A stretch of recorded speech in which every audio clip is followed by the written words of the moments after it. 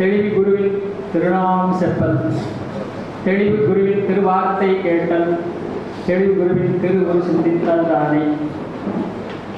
ஆன்மீக விஷயம் நம் மனதில் ஊடுருவ வேண்டுமென்றால் சத்சங்கன் மூலமாக குருவின் திருவருள் ஒன்றே வழி என்று நமக்கெல்லாம் இந்த வயசில் புரிந்திருக்கும்.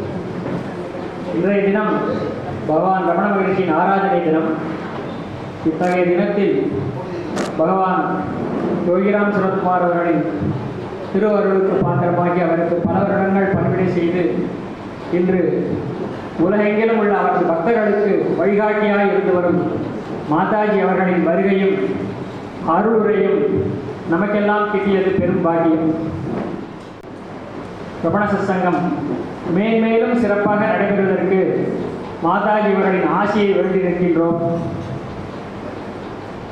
ஆன்மீக நண்பர்களுக்கு ஆன்மீக விஷயத்தில் நிறைய சந்தேகம் இருக்கலாம். அதனால் மாதாஜி அவர்கள் கடைசி 15 நிமிஷம் கொஸ்டின் அண்ட் ஆன்சர்ஸ்க்கு வச்சுருக்காங்க. ஏதாவது சந்தேகம் இருந்தால் கேட்டு தெளிவுபட்டுக் கொள்ளலாம்.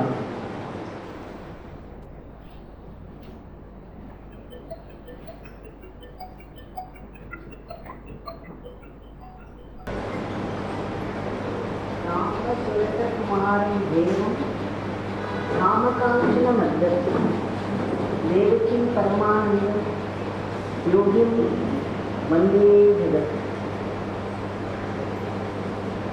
योगीराम सुरत्कुमार जय गुरुराज।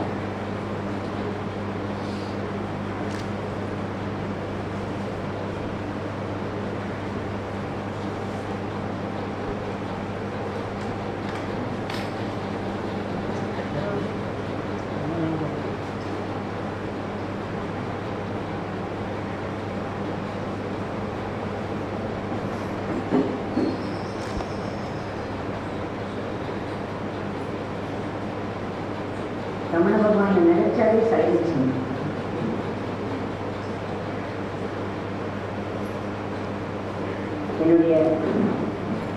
अनंत कोटि कोटि कोटि कोटि grateful pranams at the lotus feet of Sri Ramana Bhagavan. என்னுடைய அன்பு நமஸ்காரங்கள் இந்த பூஜையில் ஆன்மீக பக்தர்களுக்கெல்லாம் ஒரு விதத்தில் அவங்களுடைய அன்பு தான் ரொம்ப ஒரு ஆழ்ந்த அன்பு சொல்லணும். அதுதான் என்னை இழுத்து வந்திருக்கு. அப்படி ஒரு அன்பு அங்கே வந்து அழைத்தவர்கள் அவங்களுடைய அன்பு என்னுடைய இடத்துல ரொம்ப ஆழப்பட்டு எனக்கு இது ஒரு பெரிய ஆசீர்வாதம்.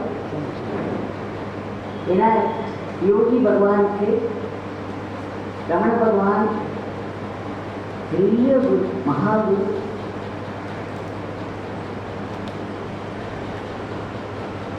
அவருடைய ஆராதனா தினம் இன்னைக்கு உங்க எல்லாரும் முன்னாடி வந்து இருக்காங்க.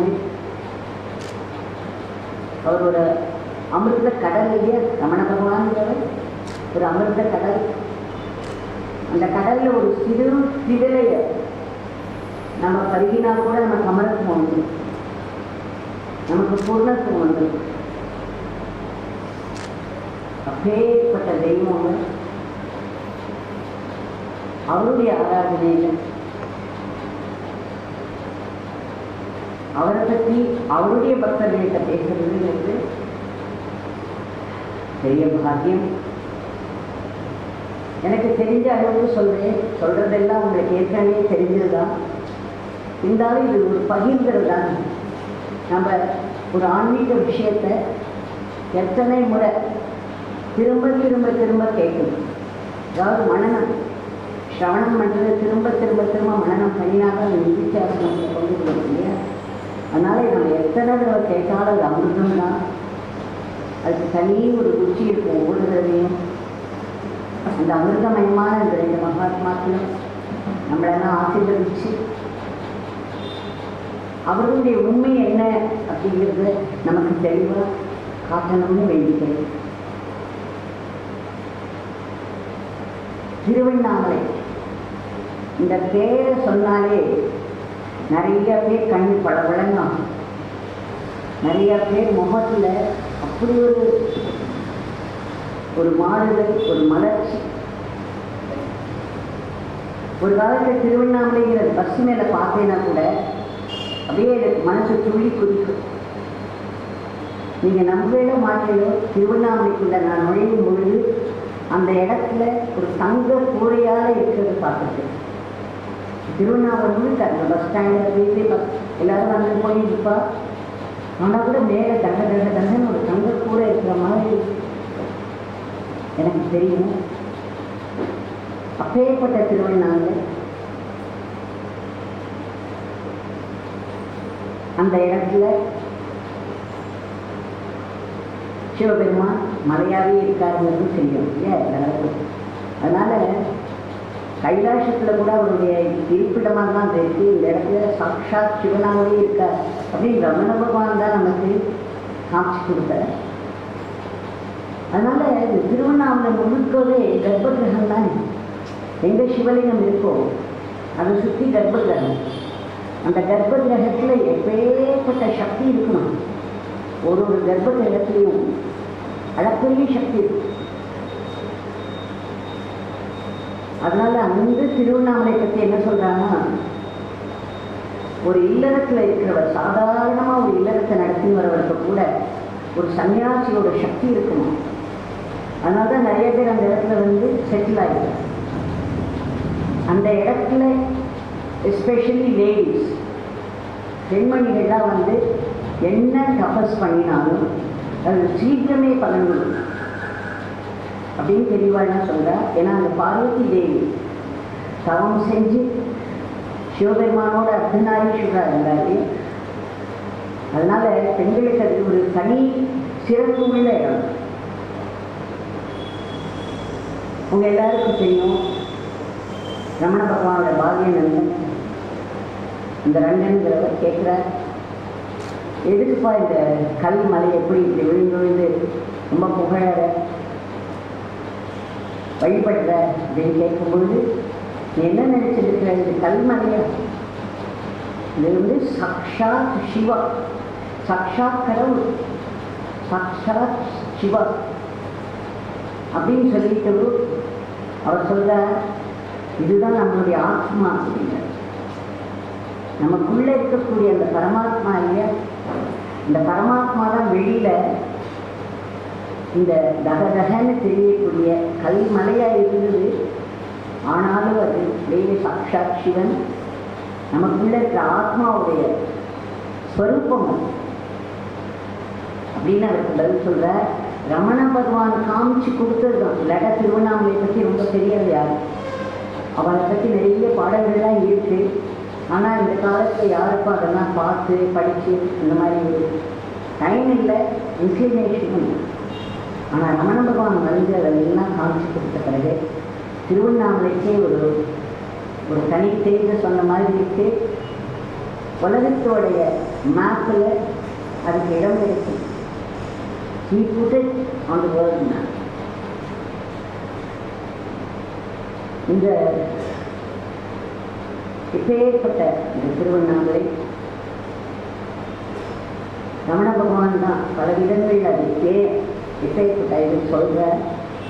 ஒரு காலத்தில் ஒரு நெருப்பு மலையாக, அதாவது தேஜஸ் தானே, சிவனுடைய தேஜஸ் தான் நெருப்பாக இருந்தது. அவருடைய தேஜஸ் அப்படி ஒளிர்ந்தது. அது வந்து அவருடைய அன்பு பேருக்கால இந்த உலகத்து மேலே வச்சிருக்கிற ஒரு அன்புனால, கருணையினால அதை கல்மலை ஆட்சி வச்சிருக்கேன், ஆனால் நானே தான் இது அப்படின்னு அருணாச்சல மகாத்மியத்தில் சொல்ற. எனக்குள்ள அருணகிரி சித்தரா நான் இருக்கேன். எனக்குள்ள பல குகைகள் இருக்கு. அந்த குகைகள் எல்லாம் நிறைய சித்தர்களும் யோகிகளும் இருக்கா. நான் அருணகிரி சித்தரா இருக்கேன் அப்படின்னு சொல்ற. இதெல்லாம் அருணாச்சல மகாத்மியம். நான் நம்ம ரமண பகவான் அங்கே வந்த பிறகு அவருடைய பக்தி, ரமணர்னு எடுத்துனா எல்லாரும் ஆத்ம விசாரம்னு சொல்றோம். பூவாமை எல்லாரும் அதை பற்றிலாம் பேசுகிறோம். அது ரொம்ப சிறப்பு. ஆனால் நிறைய ஒரு பெண்மணிகள்னு சொன்னார் சுப்பிரமணியன் சொல்லும்பொழுது, எல்லாருக்கும் ஒரு இமோஷனலாக இருக்கிறவாளுக்கு சின்ன வயசுலேருந்து நம்ம அம்மாவை உருவத்தை காமிச்ச அம்மா அப்படின்னு சொல்கிறா, ஒரு உருவத்தை காமிச்ச அப்பான்னு சொல்கிறா. நாமும் ரூபம் தான் நமக்கு குழந்தையா இருக்கிறதுலேருந்து இன்ட்ரடியூஸ் ஆகுது. நமக்கு ஒரு பரீட்சைன்னா உடனே ஒரு பயந்துட்டு ஒரு பிள்ளையார் கிட்ட வேண்டிக்கிறோம், ஒரு உருவத்துக்கிட்ட தான் வேண்டிக்கிறோம். அப்படி தான் எல்லாரும் வீட்டில் பழக்கிறாங்க. அந்த நாம ரூபத்திலேயே இருக்கிறவாளுக்கு இந்த ஆத்ம விசாரம் கொஞ்சம் குறிப்பிடுறது கஷ்டம். ரமண பகவான் ரெண்டு வழி காட்டியிருக்காரு. ஒரு வழி ஆத்ம விசாரம், அப்படி இல்லைன்னாக்க சரணாகதி. இந்த சரணாகதியை பிடிச்சிருந்து நிறைய பேர் மேலே வந்தவா இருக்கா. அதனால பகவானுடைய பழைய லைஃப் பார்த்தாலே அவருக்குள்ள அருணாச்சலா அருணாச்சலா அருணாச்சலான்னு 14 வயசு வரைக்கும் குறிச்சுட்டே இருக்கணும்.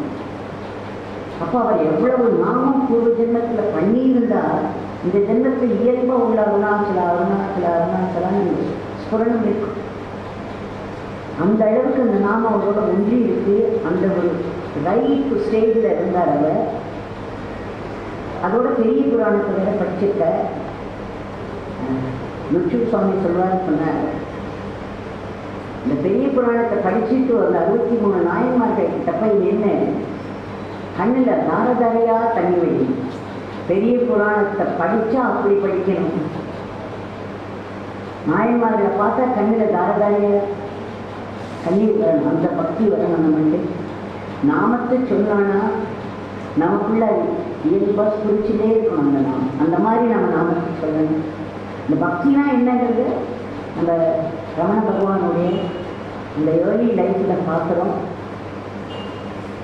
அதுக்கப்புறம் அவருக்கு அந்த டெத்து மதுரைக்கு வர டெத் எக்ஸ்பீரியன்ஸ் வருது. அதுக்கப்புறமும் அவர் கொஞ்ச நாள் கண்டினியூ பண்ணுறார். அதுக்கப்புறம் ஒரு நாளைக்கு ஏதோ ஒரு சூழ்நிலையை கடவுள் உருவாக்குவார். உருவாக்கி நம்மளை அந்த அப்படி வந்தவா தான் நாங்கள்லாம் திருவாணம். நம்ம இடத்துல நம்மளை தூக்கி கொண்டு போய் டக்குன்னு வேற ஏதோ ஒரு இடத்துல வச்சுருவோம். ரொம்ப ஆச்சரியமாக விஷயங்கள்லாம் நடக்கும். அந்த மாதிரி அந்த இங்கிலீஷ் டீச்சர் கொடுத்தவர் இம்போசிஷன் அவர் எழுதியிருக்கும்போது ஒரு விரக்தி வருது. அவருடைய அண்ணா அவரை கேள்வி பண்ணுறார், என்ன பரதேசியா ரோட்டில் எடுத்து பிச்சை எடுத்து போயாங்க. அவர் விளையாட்ட கேட்டது அந்த குழந்தைக்கு மனதில் ஆழமாக போய் அதையே பண்ணக்கூடாதுன்னு சொல்லி உடனே கலந்துக்க. அந்த 5 ரூபாய் இதெல்லாம் எல்லாருக்கும் இந்த கதையெல்லாம் தெரியும். அந்த பிறகு கூட அப்படியே ஆலீனம் நினைக்கிறார். உன்னுடைய கட்டளைப்படி நான் வந்திருக்கேன். அப்படி சோப்டின் பக்தி. அந்த பக்தியோட அந்த முதிர்ச்சியில தான் அந்த ஞானம் வரும் போல. அந்த மாதிரி ஒரு நிலையில இருந்த ரமண பகவானுக்கு அந்த ஞானம் சித்திச்சுது. உள்ள இருக்கிற அந்த வஸ்து இருக்கு, தானா தன்னை ரிவீல் பண்ணிடாதான். அது நம்மளை சூஸ் பண்ணி தானே ரிவீல் பண்ணிடாதான். நம்ம தலையில நின்னாலும் அது நம்ம கிடைக்கணுங்கிறது கிடையாது. அந்த ஒரு செகண்ட்ல அது நம்மளை பார்த்துட்டுனா, நம்மளோட ஸ்மரணை வந்துடுத்துனா, அடுத்த நிமிஷம் என்ன நடக்குதுன்னு கண்டிப்பாக சொல்ல முடியாது. அவருக்கு அப்பேற்பட்ட ஒரு ஃபியர் ஆஃப் டெத்துங்கிறது எவ்வளோ ஒரு நெகட்டிவ் ஃபீல். அந்த ஒரு நெகட்டிவ் இமோஷனுங்கிறது ஒரு ஃபியூ செகண்ட்ஸில் அவருக்கு எவ்வளோ பெரிய ஆசீர்வாதமாயிடுது. நம்ம இன்னைக்கு பார்க்குறோம், அங்கே வரவாழ எத்தனையோ பேர் இந்த ஃபியர் ஒரு அப்படி மாதிரி வாழ்க்கையில் அந்த ஃபியரும் டிப்ரெஷனும் வந்து எழுந்துக்க முடியாமல் போய் மாத்திரையை விழுங்கி வேறு கதி இல்லாமல் வரவ நிறைய பேரை பார்க்குறேன். ஆனால் ரமண பகவானுக்கு சாதாரண பேராக வந்து அவருக்கும் தாட்கொள்ளிய பேர் தான். இந்த ஆள் அவர் பொண்ணு அவரோட ஒரு பிரேதமாக ஒரு நிமிஷம் ஆறு இந்த உடம்பு இப்போ உள்ள முடிச்சுக்கிறது. அந்த உள்ள முடிச்சுக்கிறது வரணும், அது தானே முடிச்சுட்டாலும் அவருக்கு அது நடந்தது. அதை நினச்சி நினச்சி நினச்சி நம்ம கதறினாலே நமக்கும் அது அந்த விழிப்பு உள்ள இருக்கக்கூடிய அந்த வஸ்து இருக்கு. அந்த வஸ்து வந்து தன்னை ரிவீல் பண்ணி தர என்னங்கிறது அவருக்கு புரியுது. அதுக்கப்புறம் தான் அவர் அங்கே வர. அதனால அவருடைய இறைவி லைஃப்பை பார்க்கும்போது அப்படியே சோப்டுதான். அருணாச்சலா தான் நாம் அருணாதாட்சரம் அந்த மாதிரி முதல்ல எடுத்தோடனே அதுக்கு பிரதான இடம் கொடுத்துட்டார். அகத்தை வேறு அறுப்பார். அந்த அளவுக்கு அருணாச்சலா அவருக்கு அதை பண்ணி காமிச்சது இல்லையா? இதில் பார்க்கணும். இப்போ 16 வயசு 17ஆவது வயசு திருவண்ணாமலைக்கு வந்துள்ளார். இந்த 17 வயசு கூட எனக்கு ரொம்ப க்யூரியஸாக இருக்குது. ஏன்னா 17 வருஷம் வந்து 17ஆவது வயசில் திருவண்ணாமலை வர, அதுக்கப்புறம் விருப்பாங்க ஒரு 3 வருஷம் கீழே இருக்கார். அப்புறம் ஒரு 17 வருஷம் வந்து அவர் மலையில் விருப்பாக் சட்டையில் இருக்கார். அதுக்கப்புறம் கிட்டத்தட்ட 7 வருஷம் சந்தாஷ்ரமத்தில் இருக்கார். இந்த 17, 7 யோகியோட லைஃப்பில் பார்த்தீங்கன்னா 17 வருஷம் 7 வருஷம் அவர் வந்து உலகம் இந்தியா முழுக்க சுற்றினார். அப்புறம் 17 வருஷம் அவர் வீதிகளில் தெரிஞ்சார். அதுக்கப்புறம் அவருடைய அந்த சந்நிதித்தர் வீட்டில் ஒரு 17 வருஷம் இருந்தார். அதுக்கப்புறம் சுதாமாலை 7 வருஷம். இந்த 17, 7 வந்து ரொம்ப ஆச்சரியமாக இருக்குது. It must be a very divine number. பகவானுக்கு வந்து அந்த 7ங்கிற நம்பர் ரொம்ப பிடிக்கும். நம்ம அதுக்குள்ளெல்லாம் போக வேண்டாம். ஒரு ஆப்சர்வேஷன் சொன்னேன், பார்க்கும்போது ஆச்சரியமாக இருக்குது. அந்த வந்த விருப்பாட்சரில் பவளக்குண்டில் உட்கார்ந்துருக்கார் ரமண பகவான். ஒரு 19-20 வயசு தான் இருக்கும். 19 வயசு இருக்குன்னு நினைக்கிறேன். அவன் அம்மா வந்து எப்படியோ கண்டுபிடிச்சு வந்துள்ளார். 3 நாளாக வந்து அழுதுருக்கா. அவர் வந்து அந்த அருணாச்சல மலை மாதிரியே ஒரு அசைவு கூட இல்லை. கூட இருந்தவா பார்த்துட்டு எப்பா நீ ஏதாவது வாய்த்தது சொல்லக்கூடாது, அந்த அம்மா அழுதுதே இருக்காரு. அப்போ அவர் எழுதி காமிக்கிற அந்த உபதேசம் இருக்காரு, the first teaching to his mother. அது வந்து உங்களுக்கு எல்லாருக்கும் தெரியும் அது எவ்வளவு பெரிய டீச்சிங்னு. எவ்வளோ அதை தினம் தினம் நான் சொல்லியிருக்கேன். என்னுடைய சத்சங்கத்தில் அதுதான் தெரியும். ஒரு 2 வருஷமாக அதை பற்றி பேசிட்டு இருக்கேன். என்னென்னா, whatever is meant to happen will happen no matter what. Whatever is not meant to happen will not happen no matter what. அதுக்கப்புறம் அவர் என்ன சொல்கிறார், திஸ் இஸ் சர்டன், இது திண்ணம் அப்படிங்கிற அதுதான் எழுதி. அவரவர் நம்ம திரும்ப திரும்ப கேட்டால் நல்லதுன்னா இதை ரிப்பீட் பண்ணுறேங்க. அவரவர் பிராரப்த பிரகாரம் அதற்கானவன் ஆங்காங்கு இருந்து ஆட்டுவிப்பான். நடவாது என் முயற்சிக்கினும் நடவாது, நடப்பது என் தடை செய்தினும் நில்லாது. இதுவே திண்ணம். ஆதலில் மௌனமாய் இருக்கை நன்று. ஏற்பட்ட இதனுடைய அர்த்தம் நம்ம புரிஞ்சு இது வாழ்க்கையில் நம்ம பண்ணினா போது என்ன. ஒரு போகர் சுவாமின்னு சொல்கிறார். அவர் ஒரு வழி படித்த எல்லாம் முடிந்த கதை, ஒரு பொல்லாக்கும் இல்லை, எல்லாம் முடிந்த கதை அப்படின்னு சொல்கிறார். அவர் தான் சொல்கிறார் எல்லாம் முடிந்த கதை. நம்ம அம்மாவோட வயிற்றுலேருந்து வெளியில் வரோம் இல்லையா, அப்போவே ஒரு ப்ளூ பிரிண்ட் போட்டுன்னு தான் வரும். ப்ளூ பிரிண்ட் ஆஃப் அவர் லைஃப்க்கு எந்தெந்த நேரத்தில் என்னென்ன நடக்கணுங்கிறது கம்ப்ளீட்டாக இருக்கிறது. அதுதான் நமக்கு ஜாதகம். அதை மீறி எதுவும் நடக்காது. அப்போ நமக்குலாம் ஒரு கேள்வி வரும், அப்போ அருளுக்கு எங்கே இருக்கலாம்? எல்லாமே போட்டு வச்சபடி நடக்கிறது, அவாவா கர்மப்படி தான். அங்காங்கு இருந்து ஆட்டு வைப்பான். நிறைய பேர் வந்து யோகி பகவான் வருவார். முதல்ல ஒரு கம்பெனி வேலை கிடைக்கணும் வேலை கிடைக்கணும் வேலை கிடைக்கணும்னு ரொம்ப பறந்துன்னு வருவார். அப்புறம் பகவானோட நாமத்தை செஞ்சோன்னா ஒரு நல்ல வேலை கிடைச்சிடும். அப்புறம் கொஞ்ச நாள் அந்த கம்பெனி எனக்கு பிடிக்கவே இல்லை, எதுவுமே சரியில்லை. சரி இன்னொரு கம்பெனி, அந்த இன்னொரு கம்பெனியில் கொஞ்ச நாள் இருக்கிறது மறுபடியாக கொடுத்தாங்க. இந்த மாதிரி 4-5 கம்பெனி. அப்போ சொன்னார் பகவான், நீ எங்கே போனாலுமே அந்த கம்பெனி இல்லைப்பா, உங்களுடைய கர்மா அவருக்கு முன்னாடி இருக்கிறது. You will be taking your problems there. நம்ம நினைக்கிறோம் இல்லையா, இருந்து தப்பிச்சு ஒரு இடத்துக்கு போனால் நமக்கு ஒரு ரிலீஃப் இருக்கும்னு. ஆனால் இந்த கம்பெனியில் ஒரு ஏபிசி நமக்கு தொல்லை கொடுத்துருக்கா அப்படின்னு வச்சுக்கோங்க. எந்த ஒரு பிளேஸ்லேயும் யாராவது 2-3 பேர் இருப்பா, நமக்கு தொல்லை கொடுத்துட்டுமே அந்த இடத்துல வந்து இருப்பா. நம்மளோட கர்மா அவங்க உருவத்தில் வருதுங்க. அங்கே நம்ம இதை விட்டுட்டு போனோம்னு அடுத்த கம்பெனியில் ஒரு எக்ஸ்போஸ் இருக்குது இல்லையா? நீ எத்தனை பேர் இதை அனுபவிச்சிருக்க இல்லையா? அதனால் நம்ம பிராரப்த கர்மம் எப்படி இருக்கோ அங்கே ஒருத்தர் நின்று அதை ஆட்டி வைக்கிறதுக்கு ரெடியாக இருக்கும். அதனால எது நடக்க போகிறதோ அது நடக்க போகுது, எது நடக்காதோ அது நடக்காது. இப்போ நாம் அதில் இன்டர்வியூ பண்ணி என்ன ஒன்றுமே கிடையாது. நான் தலையில நின்னாலும் ஒன்று நடக்காத வச்சு நான் ஏன் தலையில நிற்கணும்? நேராக நின்று கையை கூப்பி அவர் நாமத்தை சொன்னால் கூட இது ஒரு பலன் இல்லையா? அதனால அதில் வந்து 2 இது வருது. இதுவே திண்ணம்னு வேற சொல்கிறேன். இதுதான் சத்தியம், இதுதான் நிச்சயம், இது சர்டன். ஆதலின் மௌனமாக இருக்கு. இந்த ஆதலின் மௌனமாக இருக்குங்கிறது பார்த்து எதாவது போட்டு வச்சு இப்போ நம்ம எல்லாருக்கும் ஒரு ரோல் பிளே இல்லையா? அவாவா வந்து ஒரு குடும்பத்தில் நமக்கு எல்லாருக்கும் ஒரு பயோடேட்டா இருக்குது. அந்த பயோடேட்டா வச்சுட்டு அவாவா ரோல்னு நம்ம நினைக்கிறதே ரொம்ப சத்தியமாக நினச்சி நம்ம பண்ணிட்டு இருக்கோம் அதை. ஆனால் அந்தந்த ரோல் பிளே ஒருத்தருக்கு இவாவாளுக்கு இந்தந்த பேர் இந்தந்த இது பயோடேட்டா. இப்போது இந்த பயோடேட்டாவோட இந்த ரோல் பிளே இப்படித்தான் போகணும் அப்படின்னு இருந்த பிறகு நான் வந்து திட்டம் தீட்டுறேன், நான் நினைக்கிறேன் இது சரியில்லை, இது சரி பண்ண இப்படித்தான் நடக்கணும். நம்ம எப்போ பார்த்தாலும் அப்படிதான் பண்ணியிருக்கணும். மனசு ஓடிட்டே இருக்குது, ஏதாவது பிளான் பண்ணிகிட்டே இருக்கும், யாரையாவது ஜட்ஜ் பண்ணிகிட்டே இருக்கும் இல்லையா?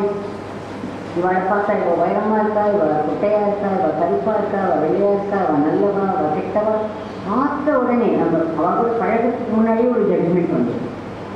எல்லாருக்கும் அனுபவமாக இருக்கும். அந்த மாதிரி நம்ம மனசு சதா இட போட்டுனே இருக்குது. அந்த இட போட்டுன்ற அந்த மனசு இருக்கே ஜாலியே இருக்கு இல்லையா?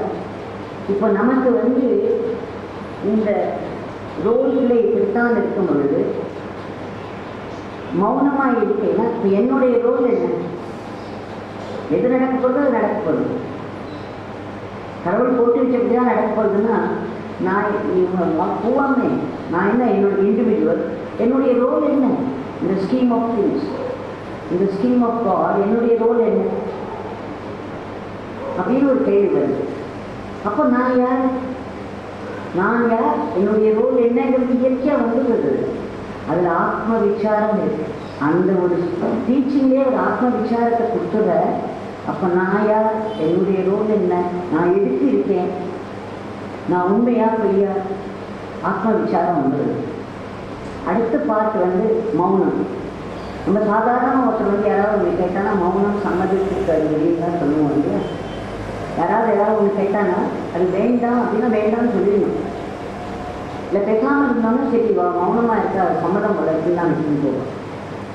இப்போ இப்படித்தான் நடக்க போகுதுன்னா பக்தி மார்க்கத்தில் என்ன சொல்லுவோம்? கடவுளோட இச்சையினால்தான் எல்லாம் நடக்குது. ஒன்னொன்னும் அவர் என்ன நினைக்கிறாரோ அவருடைய வில் தான் அங்கே நடந்துன்னு இருக்கு. அப்போது அதில் என்னுடைய வில்தான் எதுவும் கிடையாது. நான் என்ன பண்ணணும்? சப்மிட் பண்ணிட்டே போகணும்.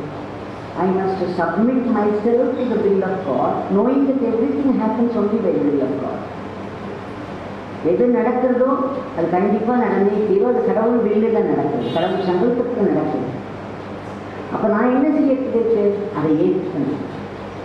அதை எப்படி ஏற்றுக்கணுங்கிறது தான் தெளிவாக வழி காமிக்கிறார் யோகி பகவான் சொல்லுவார்.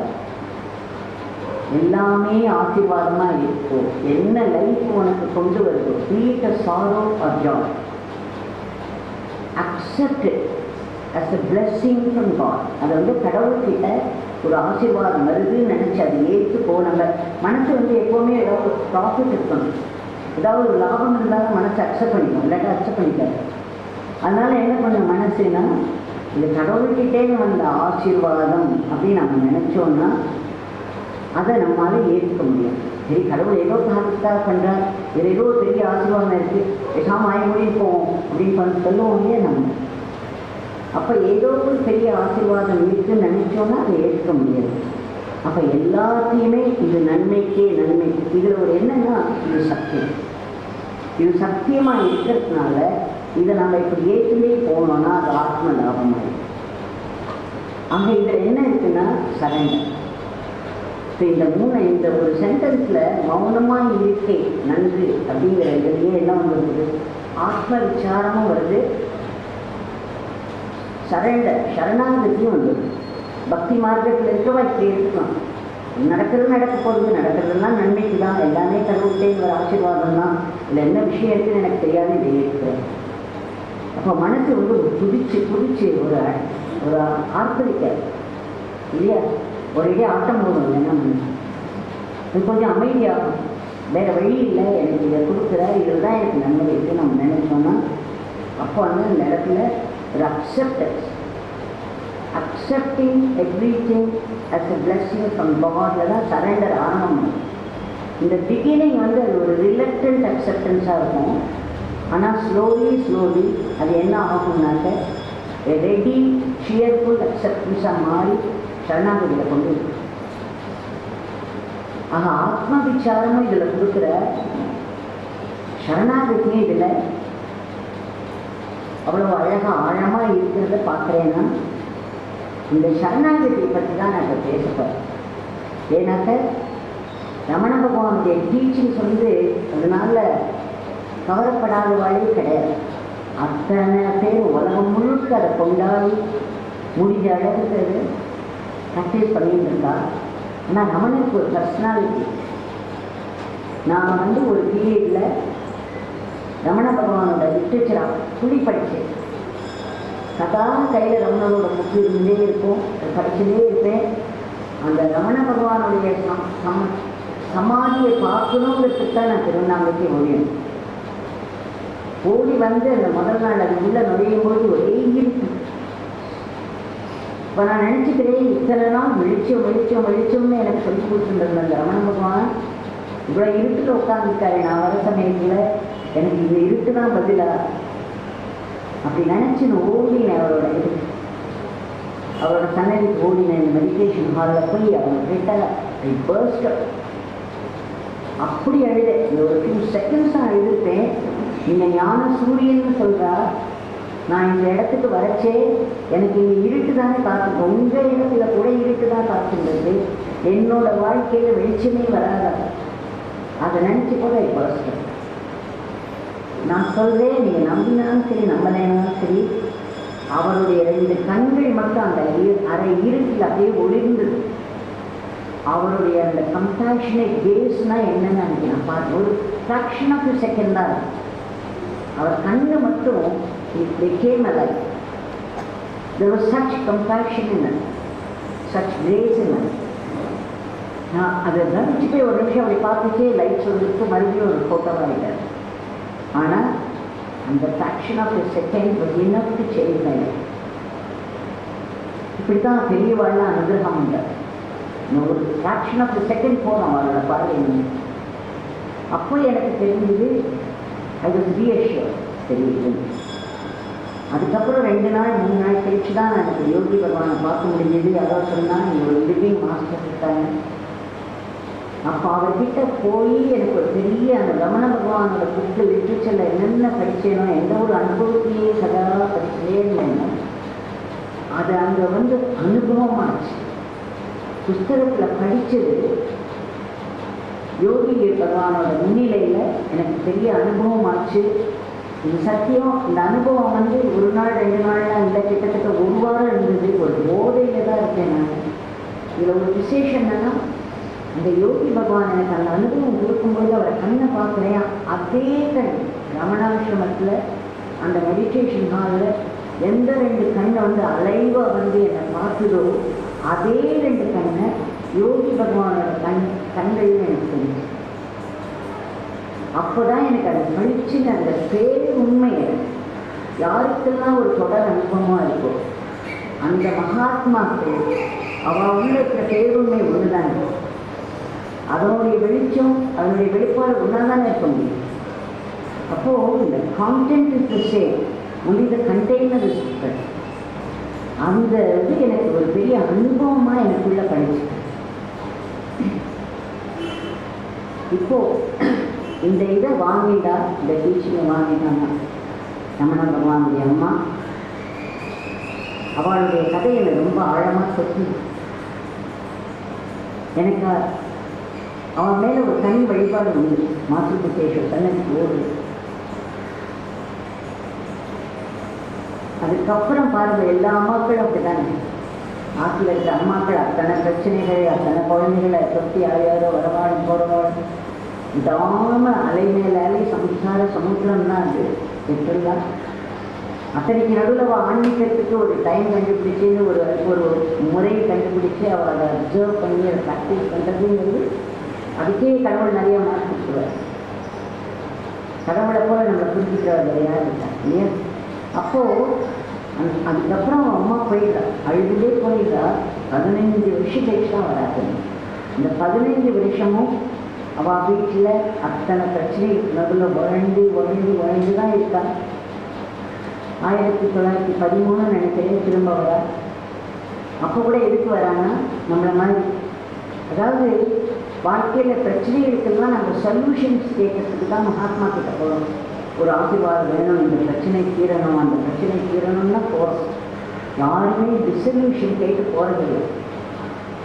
அதுவும் ஒரு குடும்பத்தில் இருக்கிற ஸ்திரீகளுக்கு அன்றைக்கி அந்த பிரச்சனை தீர்ந்தா போகுதுன்னாங்க.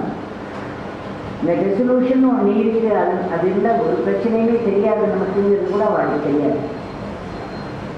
அந்த மாதிரி என்ன கூட்டின்னு வராங்கன்னா, அவருடைய அண்ணாவுக்கு வந்து குழந்தை இல்லை, அவருடைய தம்பி நிரஞ்சனானந்த சுவாமியார் பின்னாடி யாரோ போகிறாரு, அவரை கூட்டின்னு வந்து இவாளுக்கு குழந்தை இல்லை, இந்த தம்பதியருக்கு நீ எப்படி கொஞ்சம் அருள் செய்யணும் அப்படின்னு பிள்ளைகிட்ட கேட்குறா. அவர் பேசாமல் தான் இருக்கார். ஆனால் அடுத்த விஷயம் அவளுக்கு குழந்தை பிறந்தது. அதுக்கப்புறம் பார்த்தா வீட்டில் ஒரே death after death after death. நம்ம பார்த்தீங்கன்னா நமக்கு வாழ்க்கையில் குடும்பத்தில் கஷ்டம் ஒரு கஷ்டத்தோடு இருக்காது, அடுத்தடுத்து கஷ்டங்கள் வரும். நிறைய பேர் இங்கே அனுபவிச்சுட்டேன். டெத்தாக தான் இருக்கணுங்கிறது கிடையாது, ரொம்ப கொடுமையான கஷ்டங்கள்லாம் நிறையா இருக்குது. டெத்துக்கு சமமான கஷ்டங்கள்லாம் நிறையா இருக்குது. இப்போ வந்து பகவான் சொல்கிறாரு இல்லையா, எது ஒன்று நடந்தாலும் அது ஆசீர்வாதம். சரணாகத்தில் இருந்தாலும் முக்கியம். என்ன ஒன்று நம்மளுடைய வினை பயனாக வந்தாலும் கூட பகவான் நம்ம மேலே பேரன்பு கொண்டவர், அதை ஒரு ஆசீர்வாதம் வச்சு தான் தருவார். அதனால அந்த கஷ்டத்தில் ஆசீர்வாதமாக மட்டும் பாரு. அது உனக்கு என்ன பண்ணுன்னா ஒரு ஆத்ம லாபத்தை கொடுக்கும், ஒரு ஆன்மீக முன்னேற்றத்தை கொடுக்கும், கடவுளோட ஒரு நெருக்கம் கூட்டி வைக்கும். அந்த மாதிரி அவளுக்கு வந்து அத்தனை டெத்து வந்ததுனால தாங்க முடியல, இனிமேல் இந்த வாழ்க்கை வேண்டாம்னு ஓடி வந்த வாழ்க்கை எவ்வளோ பெரிய ஒரு உன்னதமான வாழ்க்கை அமைந்தது. அத்தனை கஷ்டம் கொடுத்தாலும் இந்த குடும்பத்திலேருந்து உழந்து இருக்கோமே, அதுலேருந்து வெளிவர முடியும்னா அத்தனை கஷ்டம் கொடுத்தாங்க. சும்மா ஒரு 2 அடி அடித்தோடனே சரி போர் நமக்கு அப்படின்னு வந்துட்டோன்னா பரவாயில்ல. சில பேர் ரொம்ப பிடிவாரமாக உட்காந்துருப்பான், அவளுக்கு இன்னும் ஒரு 4 அடி சேர்த்து கொடுப்பார். அந்த மாதிரி எல்லா வாழ்க்கையும் இருக்கு. நம்ம கடவுளை நினச்சி அவையே நமக்கு பிரதானமாக வாழ்க்கையில் எடுத்து நினைக்கிற வரையிலும் வழிபடுற வரையிலும் கஷ்டம் மேலே கஷ்டம் கொடுத்து நம்மளை வந்து எப்படி துணி துவைக்கிற கல்லில் துணியை துவைப்பார், அந்த மாதிரி நம்மளை துவைச்சி சுத்தம் பண்ணிகிட்டே இருப்பார் கடவுள். அதனால் அந்த ஒரு 1913 அடுத்த தடவை வர இந்த குழந்தைலாம் பிறந்ததுலேருந்து அடுத்து ஒரு டைஃபாய்டு ஜுரம் வந்துருக்குன்னு படிக்கிறோம். அப்போ பாருங்க, அதுக்கு முன்னாடியே டெத் எக்ஸ்பீரியன்ஸ் வந்து பூவமைங்கிறத பண்ணி அவர் பரபிரம்மங்கிறது உணர்ந்து பரபிரம்மமாகவே உட்கார்ந்து இருக்கிற ரமண பகவான் அம்மாவுக்கு உடம்பு சரியில்லை, டைஃபாய்டு, இது வந்து எதில் வேணால் முடியலாம் அப்படிங்கிற போது அருணாச்சலேஸ்வர்கிட்ட என்னுடைய ஃபாதரை கைகூட்டி என் மை மதர் அப்படிங்கிறார், உன்னுடைய ஒளியில் நீ அணைச்சிக்கோ, உன்னோட அவளை ஒன்று சேர்த்துக்கோ அப்படின்னு பிரார்த்தனை பண்ண. அங்கேயே அம்மாவுக்கு பிரார்த்தனை ஆரம்பிச்சுது. அருணாச்சலேஸ்வரோட நீ ஒன்றா சேரணும், ஒன்றா ஆகணும் அவ அப்படிங்கிற பிரார்த்தனை தான் கடைசியில் செயலாக நடக்குது.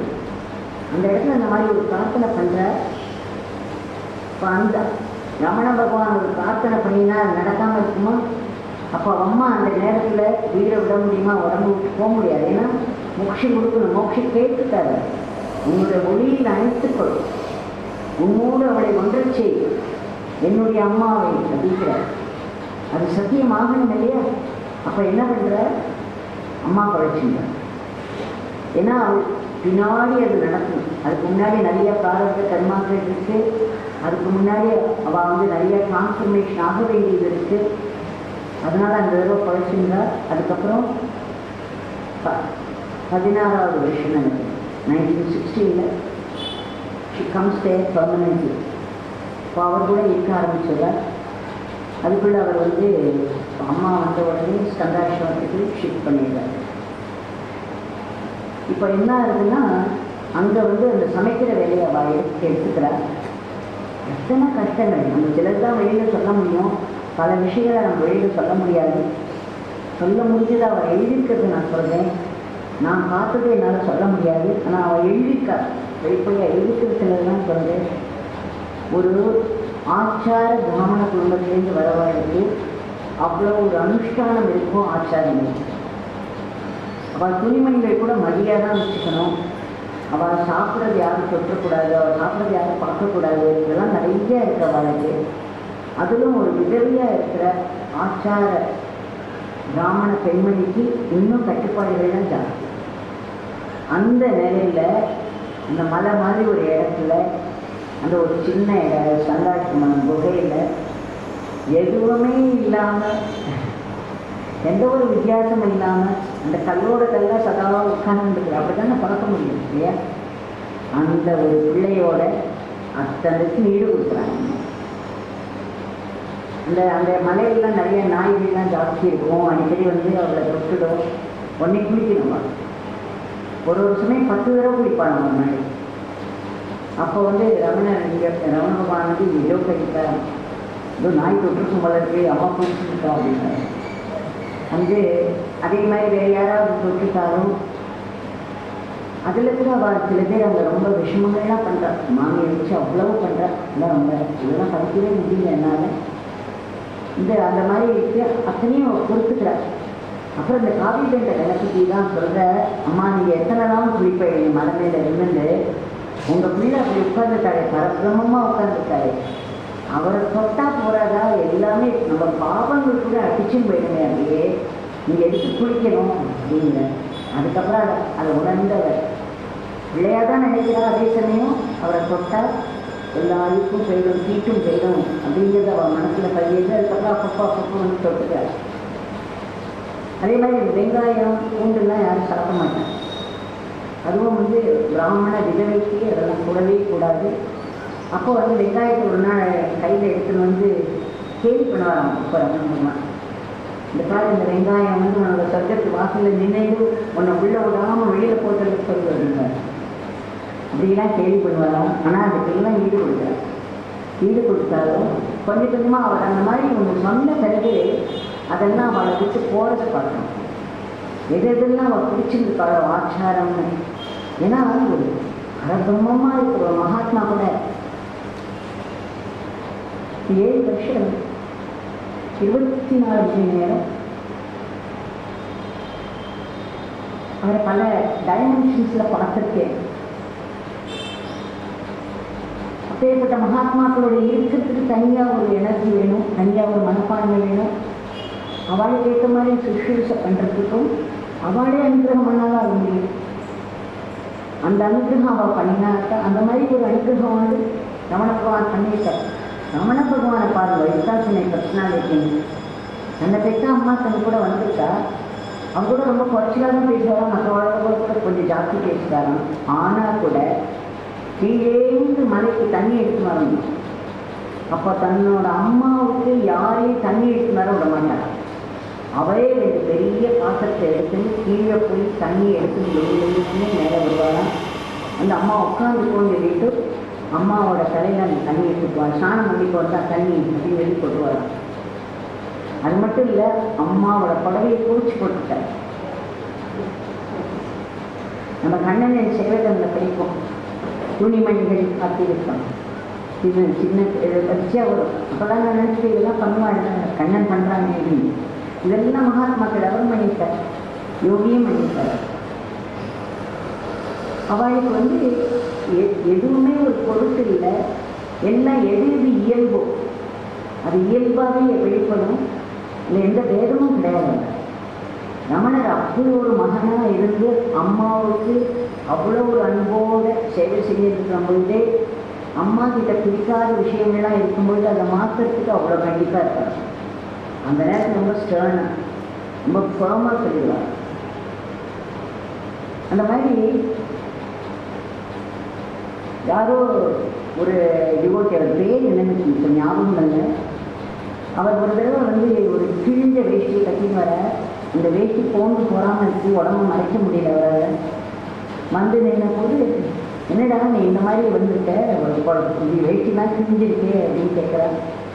அதனால என்ன மம்மி நீங்கள் தான் 9 தினம் புடவை கட்டின்னு கேட்டேன், எனக்கு கொஞ்சம் அவங்க புடவையிலேருந்து கிழிச்சுக்கணும் அப்படிங்கிறாங்க. உடனே தரன்னு புடவையை எடுத்து 2 பேருக்கு கிழிச்சு இதை கட்டிக்கூடாதுன்னு சொல்லி கொடுக்குறாரு. அப்போது அந்த செய்தியில் சில ஆச்சாரங்கள்லாம் போயிடும். இந்த மாதிரி ஒன்று. அதே மாதிரி ஒரு தடவை இந்த மரம் வெட்டு வாழலாம் அங்கே நிற்கிறா. நான் பசிக்கிறதுன்னு சொல்லி ரமணகுமார்கிட்ட நிற்கிறா. உடனே இவர் டெலிபரேட்டாக அம்மாவுக்கு சொல்லி அனுப்புகிறார். அம்மாவை கொண்டு போட சொல்லுவாள் எல்லாம் சாப்பாடு. அவளுக்கு ஒரு தயக்கம், ஏன்னா அவள் மற்றவா சாப்பிட்டுட்டா அவள் சாப்பிட மாட்டான். அந்த மாதிரி ஒரு ஆச்சாரம். இப்போவும் வேத பிராமணெல்லாம் சமைச்சோன்னா அந்த இடத்துல சமைச்ச இடத்துல அவளுக்கு சாப்பாடு கொடுக்கணும், அதை வெளியே எடுத்துன்னு போனாலும் சாப்பிட மாட்டாங்க. அந்த மாதிரியான ஆச்சாரம் கட்டுப்பாடுகள்லாம் இருக்குது. அவள் பத்தினியாக போவாள், அதுக்கும் அஞ்ச மாட்டேன். இந்த ஆச்சாரம் தான் அவளுக்கு முக்கியம். அதில் நிறைய சூக்ஷ்மங்கள்லாம் இருக்குது. நம்ம ரொம்ப பாத்திரம் வச்சு அதெல்லாம் நம்ம கிரிட்டிசைஸ் பண்ணவே கூடாது. பெரிய பயிர் சேர்த்துப்போம்.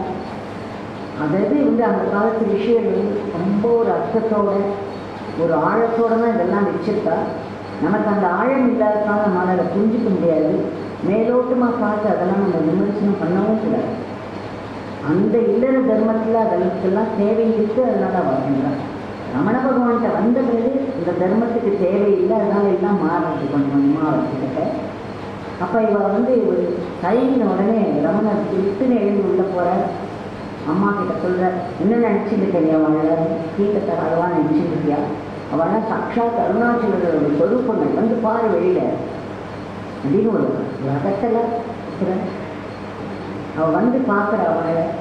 அவள் கண்ணுக்கு என்ன தெரியுதோ தெரியல, விரோதி உள்ளப்போ எல்லாத்தையும் பண்ணாங்க. இப்படி ஒவ்வொரு ஆச்சார அனுஷ்டானங்கள்னு அவள் நினச்சிருக்கிற தடைகள் எல்லாம் நீக்கி அம்மாவுக்கு ஒரு பெரிய டிரான்ஸ்ஃபர்மேஷன் கொடுக்குறாரு.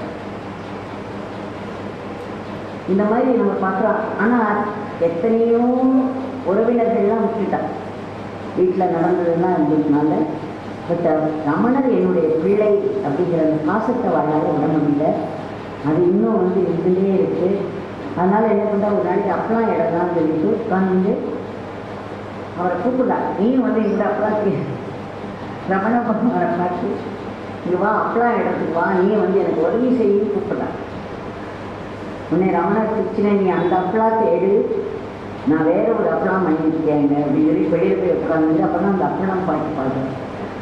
அதில் அவர் என்ன சொல்கிறாருன்னா, நம்ம மனசு இருக்கு இல்லையா, அந்த மனசை ஆத்ம விசாரம்னு வச்சுக்கலாம், இல்லை சரணாகதின்னு வச்சுக்கலாம். சாதனை, இந்த சாதனையினால் அவரை போட்டு தசையணும். வர கஷ்டங்கள்லாம் சாதனைகள் தான். அது எப்படி அவன் மனசை தசையிறது, இந்த அப்பளா மாவை தசையிற மாதிரி ஆத்ம விசாரமும் சரணாகதியும் அதை நல்லா தசிஞ்சு அதுக்கப்புறம் அதை ஃப்ளாட்டாக ஆக்கி அதை ஒரு ஷேப் பண்ணி அதுக்கப்புறம் அதை என்ன பண்ணணும்னா பிரம்மங்கிற நெய்யில் பொரிச்சு எடுக்கணும். அதுக்கப்புறம் அந்த பொரிச்ச அப்பளத்தை யார் சாப்பிட்றது, நம்ம ஆத்மா சரி.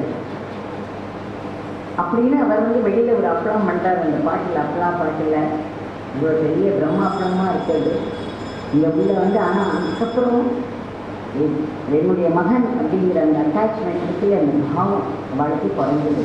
இந்த மாதிரி ஆரம்பிச்சு இந்த மாதிரி ஒன்றொன்று ஒரு விஷயத்தையும் பகவான் வந்து அவளுக்கு எப்படி எப்படி எந்தெந்த நேரத்தில் அன்பு காமிக்கணுமோ, அரவணைக்கணுமோ, சுசுரூஷை பண்ணணுமோ, அதே சமயம் எந்தெந்த விஷயங்களில் கண்டிப்பாக இருக்க அவளை மாற்றணுமோ அத்தனையும் பண்ணி 8 வருஷம். சில கொடுமையெல்லாம் நடக்கதான் நான் படிச்சிருக்கேன். அதெல்லாம் எவ்வளோ தூரம் உண்மைன்னு எனக்கு தெரியல. ரொம்ப ஆச்சாரமாக சாதம் அடித்து வச்சுருப்பா. இந்த அம்மா அப்படி தான் மட்டும்தான் சாப்பிடணும். அதுக்கப்புறம் தான் மற்றவாளுக்குலாம் சொல்கிறாளே, இதுக்கு யாரும் வந்து வேணும்னே யூரின் போயிடும்.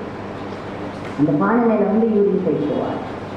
அதுக்கப்புறம் தான் ரமணருக்கு அந்த குடும்பத்தை தாங்க முடியாமல், அம்மாவா நம்ம கிளம்பி கீழே போவோம், நீ நானும் போவோம், இவாள்லாம் இங்கே இருக்குது அப்படின்னு சொல்லி அவள் கையை பிடிச்சி கிளம்பிடுவார்.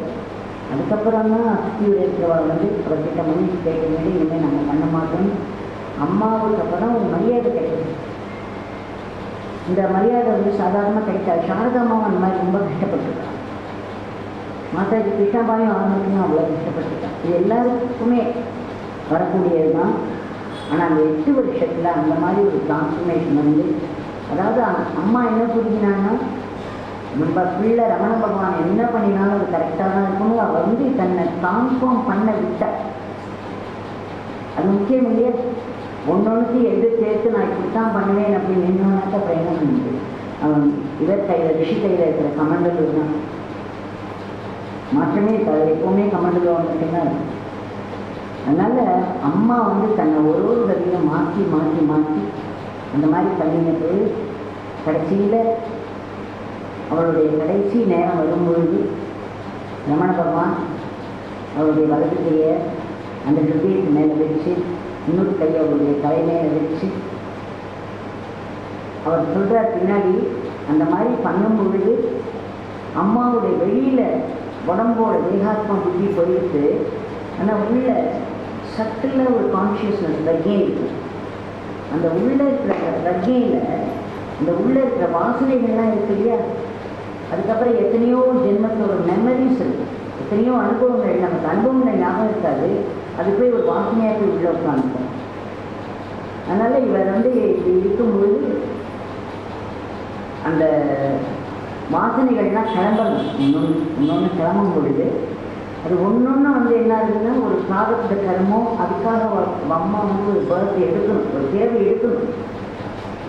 ஆனால் ரமண பகவான் கையை வச்சு அழிச்சு இருக்கிறதுனால அந்த பிறவிகள்லாம், இந்த பிராரப்த கர்மங்களும் அதுக்காக வரப்போகிற பிறவிகள்லாம் அப்படியே அடங்கி போகுது. அவள் கண் முன்னாடி நம்ம எப்படி சினிமா பார்க்குறோமோ அந்த மாதிரி அவள் கண் முன்னாடி அது போய், இது மாதிரி நம்ம இன்னொரு இடத்துல படிச்சிருக்கோம். இதெல்லாம் வாசனைகள்லாம் கழித்து எல்லாம் சுத்தமாகி அதுக்கப்புறம் அவருடைய மூச்சு காற்று இந்த ரமண பகவான் சொல்கிற ஹிருதயத்தில் அடங்கி,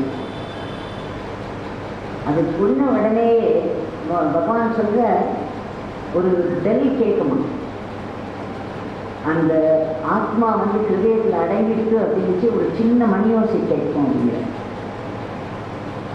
அதுக்கப்புறம் அவர் கையை பயந்து அமைப்போம். அம்மா வந்து ஒரு பெரிய நிலையை அடங்கிட்டா, நம்ம யாருக்கும் சீட்டு கிடையாது அப்படின்னு சொல்லி. அதுக்கப்புறம் அம்மாவோட இதை வந்து எடுத்துன்னு வர, சரீரத்தை எடுத்துன்னு வந்து கீழே வந்து மறுபடியும் சுற்றியில் இருக்கிற பல பேர் வந்து அதுக்கு ஆட்சேபம் தெரிவிக்கிறார். இவாளுக்கு போய் சமாதி வைக்கிறதா, இவாளோட சமாதி.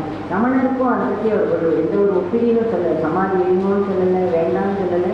அம்மாவும் அந்த இடத்துல அடக்கம் பண்ணியாகணும், அப்படி தான் வர்றார். அவர் காவி கண்ட கணக்கு நிறையா அவர் சொல்கிறார். அவர் சில கேள்வியெல்லாம் கேட்குறார் ரமணர்கிட்ட. ஆத்மாவுக்கு இது ஆம்பளை ஆத்மா, இது பொம்பளை ஆத்மாங்கிற பேதம் உண்டா? உடனே ரமணர் சொல்கிறார், இந்த மாதிரி கிடையவே கிடையாது. ஆத்மா ஆத்மா தான், பிரஜை இல்லையா? நம்ம எல்லாருமே வேறு. I'm conscious of all the creator, you are conscious of me.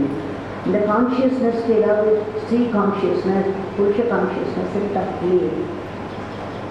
அதாவது பிரஜை நீங்களாக இருக்கிற உணர்வு எனக்கு இருக்குது, நான் இங்கே உட்காந்துக்கிற உணர்வு உங்களுக்கு இருக்குது. இந்த உணர்வு இல்லாமல் ஆண் உணர்வு பெண் உணர்வு இருக்க முடியும். அதனால் ரமண பகவான் சொல்கிறார், அப்படி இருக்கலாம். ஆத்மாவுக்கு அந்த பேதமே கிடையாது அப்படின்னு பத்துன்னு சொல்கிறார். அப்புறம் ஒரு பெண் வந்து வேத சாஸ்திரங்கள்லாம் படிக்க முடியும், அதாவது அவளால் மாஸ்டர் பண்ண முடியுமா? ஆணுக்கு ஈக்குவலாக ஒரு பெண்ணால் அது முடியுங்கிற ரமண பகவான். அவளுக்கு எந்த ஒரு இதுவும் கிடையாது அப்படிங்கிற. அதே மாதிரி ஒரு பெண் வந்து சமாதி நிலை கூடி அந்த பேர் உண்மையில் எஸ்டாப்ளிஷ் ஆகிட்டான்னா அவளுக்கும் அதே மாதிரியான ஒரு ஆணுக்கு வித்தியாசம் இருக்கா? ஆணுக்கு சமாதி பண்ணலான்னா பெண்ணுக்கு சமாதி பண்ணலாம், கண்டிப்பாக பண்ணலாம் அப்படின்னு. ஸோ ரமண பகவான் அந்த மாதிரி சொன்ன பிறகு காவிரி கணபதி தான் அதை மொபிலைஸ் பண்ணி அந்த இடத்துல மாத்ரு பூஜேஸ்வரங்கிற பேரையும் கொடுத்து அந்த கொண்டு போய் அம்மாவோட எப்போ இன்றைக்கி அம்மா அப்படி ஒரு அருள் காலேஜ் எல்லாருக்கும் அந்த அந்த இடத்துக்கு ஒரு சக்தியாக இருந்துருக்கா. ரமண பகவானுடைய மௌனத்திலிருந்து அந்த அமைதியை அள்ளி அள்ளி கொடுத்துருக்க அம்மா அந்த சக்தியாக இருந்து வருவாயத்துலாம் விதவிதமாக அனுகிரகம் பண்ணியிருக்கா. இது எல்லாத்துக்கும் காரணம் அந்த பக்தி மார்க்கம். இந்த விஷயத்தில் நம்ம பார்க்குறோம். இது வந்து நம்ம ஒவ்வொரு ஸ்திரீயும் எடுத்துக்க வேண்டிய ஒரு விஷயம். நம்முடைய அன்றாட வாழ்க்கையே நாம் வந்து ஒரு பெரிய சாதனையாக மாற்றிக்க முடியும். அப்போ அந்த வேதனையெல்லாம் கூட சாதனையாக மாறிடும். அதுக்கு தான் நம்ம வந்து இந்த சரணாகதிங்கிறது என்னங்கிறத பார்க்கணும். அதை பற்றி நம்ம பின்னாடி அந்த இதுக்கு வருவோம். இப்போது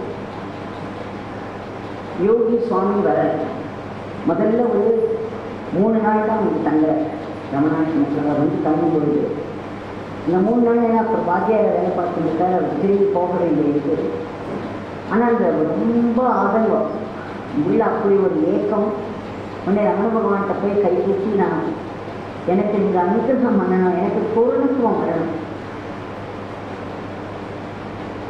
இந்த ஜென்மத்திலேயே எனக்கு பூரணத்துவம் வரணும், அனுகிரகம் பண்ணணும் அப்படின்னு கையை தூக்கி கேட்குற எல்லாத்துக்கும் மௌனமாக இருக்கிற ரமண பகவான் இவரை திரும்பி ஃபுல்லாக பார்க்குற 2 கண்ணாலையும் பார்த்து சரி அப்படிங்கிறது. அந்த சரிங்கிற வார்த்தையே பகவான் பிடிச்சினார். யோகி பகவான் பிடிச்சினார். அந்த சரியை அவருடைய வாழ்க்கையாகும். அப்படி இந்த சரி என்ன? வாழ்க்கையை வந்து எது கொண்டு வந்து கொடுத்தாலும் அது இறைவனோட இச்சையினால் நடக்கிறது. அதுக்கு நான் சரி சொல்லணும். This is okay, this is all right, it is all right. பகவான் எப்போ யோகி பகவான் சொல்லுவார், தி father keeps is better happy, it is all right. Father keeps his beggar unhappy, it is all right, it is still grace. The father keeps his beggar healthy, it is all right. The father should keep his beggar unhealthy, it is all right, it is still grace. அந்த all ரைட்டுங்கிறதுக்கு அர்த்தம் வந்து அது அருள். எல்லாத்தையும் வர கஷ்டங்கள் ஒன்றுமே நம்ம வந்து ஆசீர்வாதமாக மட்டும்தான் பார்க்கணும், அருளாக மட்டும்தான் பார்க்கணும். அந்த அருளாக பார்த்தா மட்டும்தான் நம்ம சரி சொல்ல முடியும். ஒரு உத்தம சிஷ்யன் வந்து ஒரு உத்தம குரு கிட்ட போனால் இந்த சூக்ஷமமாக அந்த கீ உபதேசம் இருக்கு, அதை புஷ்பா. வட இந்தியாவிலேருந்து வந்த யோகி பகவான் அங்கே அவர்கிட்ட வந்து இருக்கிறார், என்ன கேட்குறார், போனதும் அவர் சரின்னு சொல்கிறார். அந்த சரியை பிடிச்சினார், அவரோட வாழ்க்கை கம்ப்ளீட்டாக மாறி. பின்னாடி சுவாமி சொல்கிறார், என்னுடைய 3 குருக்களில் பிரின்சிபல் இன்ஃப்ளூயன்ஸ் வந்து ரமண பகவான் தான். ரமண பகவான் கிட்ட வந்த பிறகு தான் எனக்கு ஒரு ஹையர் பவர் என் மூலமாக வேலை செஞ்சுருக்குங்கிற எனக்கு இந்த அவேர்னஸ் அனுபவமாக தெரிஞ்சது. இதில் வந்து திருவண்ணாமலையில் பார்த்தீங்கன்னா எப்போவுமே ஒரு 5 மகாத்மாக்கள் எப்போவுமே இருப்பா, சித்த புருஷர்கள். நமக்கு இப்போ ரீசெண்டாக தெரிய வந்து சேஷாத்ரி சுவாமி, ரமண பகவான், அப்புறம் இந்த யோகி. இதில் மறுபடியும் ஒரு ஒத்துமை பார்த்தீங்கன்னா காஞ்சி காமாட்சி கிட்டேருந்து சேஷாத்ரி சுவாமி வந்தார், மதுரை மீனாட்சி கிட்டேருந்து ரமண பகவான் வந்தார், இவர் காசி விசாலாட்சி கிட்டேருந்து வந்தார். இவள் 3 பேரும் 3 பெரிய சக்திகள், 3 ஆஸ்பெக்ட்ஸ் ஆஃப் பராசக்தி. அவளுடைய தவப்புதல்களாக திருவண்ணாமலைக்கு வந்து அந்த அருளாட்சியை செஞ்சார். அந்த அருணாச்சல ஸ்தலத்துக்கு மேலே பெருமை கூட்டினார். ஆக இந்த யோகி சுவாமி அந்த பிக்கப் பண்ண சரி. அதுக்கப்புறம் அவர் வந்து பப்பாராந்தார், இவர் சமாதி ஆன பிறகு, ரமண பகவான் சமாதி ஆன பிறகு பப்பாராந்தார் போய் அங்கே ராமநாமம் ஒரு 6 நாள் 6 பகல் 6 இரவு தான் சொன்னார். அந்த நம்ம 6 நாள் 6 இரவு இப்போ நம்ம சொல்லி பார்ப்போம், நமக்கு வருதா அந்த ஸ்டேட். அப்போ வந்து யோகி சுவாமி என்கிட்ட ஒன்று சொன்னார், ஒரு குரு வந்து அவருக்கு நாமா கொடுத்த. அப்புறம் பப்பா ராமதாஸ் சொன்னாராம், நீ இந்த நாமத்தை 24 மணி நேரமும் சொல்லணும். அவர் சொன்ன விதம் எப்படி இருந்ததுன்னா ராம பானம் மாதிரி இருந்தது. இப்போ பப்பா எனக்கு ராம நாமமும் கொடுத்த, ராம பானமும் கொடுத்த. அது உடனே உள்ளுக்குள்ளே போய் வேலை செய்ய ஆரம்பிச்சது. இந்த பிச்சைக்காரன் பக்கத்தில் இருக்கிற ஒரு மலைக்கு போய் ஒரு குகை மாதிரி ஒரு இடம் வந்தது. அங்கே போய் உட்கார்ந்து அப்போ என்கிட்ட சொல்கிற, this beggar, not that this beggar could do this nama chanting all the 24 hours, as Papa Ramdas said, but this beggar was trying and trying and trying. சொல்லிட்டு என்கிட்ட சொல்கிற, this trying is tapas. எவ்வளோ பெரிய உத்தரவு, நமக்கு எவ்வளோ பெரிய revolution. நம்ம இவ்வளோ ஸ்ட்ரகிள் பண்ணுறோமே, நம்ம இவ்வளோ மோசமாக இருக்குமே, நமக்கு ஒன்றுமே வரையே நினச்சிக்காதீங்க. அப்படி நினச்சினே இருந்துச்சு மறுபடியும் எனக்கு சொல்கிறோம் பாருங்க, அதுதான் கடவுளை ஈர்க்கிறது. அதை கடவுள் தபஸாக இருப்பார். நம்ம எந்த ஒரு உபதேசத்தையும் அத்தனை ஸ்ட்ரகிளில் நமக்கு வரதோ வரையோ விடாமல் பிடிச்சிருந்து பண்ண. ஒரு குழந்தை பார்த்தீங்கன்னா ஒரு குழந்தை நடக்க ஆரம்பிக்கும் போது எத்தனை தடவை விழுது. ஆனால் ஒரு தடவை இப்படி திரும்பி மாற்றி மறுபடியும் பண்ணும். அது எழுந்து ஓட ஆரம்பித்தவர்கள் அந்த குழந்தை. இந்த முயற்சியை நம்ம பண்ணிகிட்டே இருக்கணும். ஏன்னா இந்த முயற்சி தான் நமக்கு தபஸ்னு மகாத்மாக்கள் சொல்கிறாங்க. அதனால் இதை நாம் பிடிச்சிக்கணும். எப்படி ரமண பகவான் நாமத்தையும் சொல்லியிருந்தார் இல்லையா. இப்போது யோகி சுவாமி சில அனுபவங்கள்லாம் என்கிட்ட சொல்லியிருக்கார். அந்த ரமணாசிரமத்தில் தங்கியிருந்த பொழுது அவர் சொன்னார், இந்த மாத்ரு பூஜேஸ்வரர் சன்னதியில் இருந்தபோது ரமண பகவான் அங்கே நின்றுட்டு இருந்தாராம். அந்த ஆரத்தி முடிஞ்சது. அந்த ஆரத்தி தட்டை கொண்டு வந்திருந்தார். ரமண பகவான்ட்டு நேரம் கொடுக்குறார். ரமணர் அதில் ஒரு விரலை வச்சு இப்படி எடுத்து நெத்தியில் வச்சுக்கிறார். அன்றைக்கி எப்படியோ யோகி சுவாமி பக்கத்தில் நின்றுட்டு வந்திருக்கார். உடனே அடுத்த அவர்கிட்ட போயிருக்கு. இவர் அவர் தொட்ட இடத்துல கை வச்சாரோ இல்லையோ, அப்படி ஒரு எலக்ட்ரிக் ஷாக். உடம்பெல்லாம் அதிர்றதான் உதறதான். இதை சொல்லிட்டு சுவாமி என்கிட்ட சொன்னார், எனக்கு அந்த ஒரு செகண்ட் தான் அந்த இடத்துல கையடிச்சு. அதுலேயே என்னால் அந்த ஷாக் அப்படி இருந்து உடம்பு முழுக்க அதிர்வு. நான் சில பேரை பார்த்துருக்கேன், ரமண பகவான் முதுகில் எண்ணெய் தடவரா 45 நிமிஷம்லாம் எண்ணெய் தடவரை பார்த்துருக்கேன். அவர் உட்காந்துருக்க சீட்டை போய் பிடிச்சின்னு உட்காந்துருக்கா. அவெல்லாம் இப்படி இருக்க முடியாது அப்படின்னு கேட்டாங்க.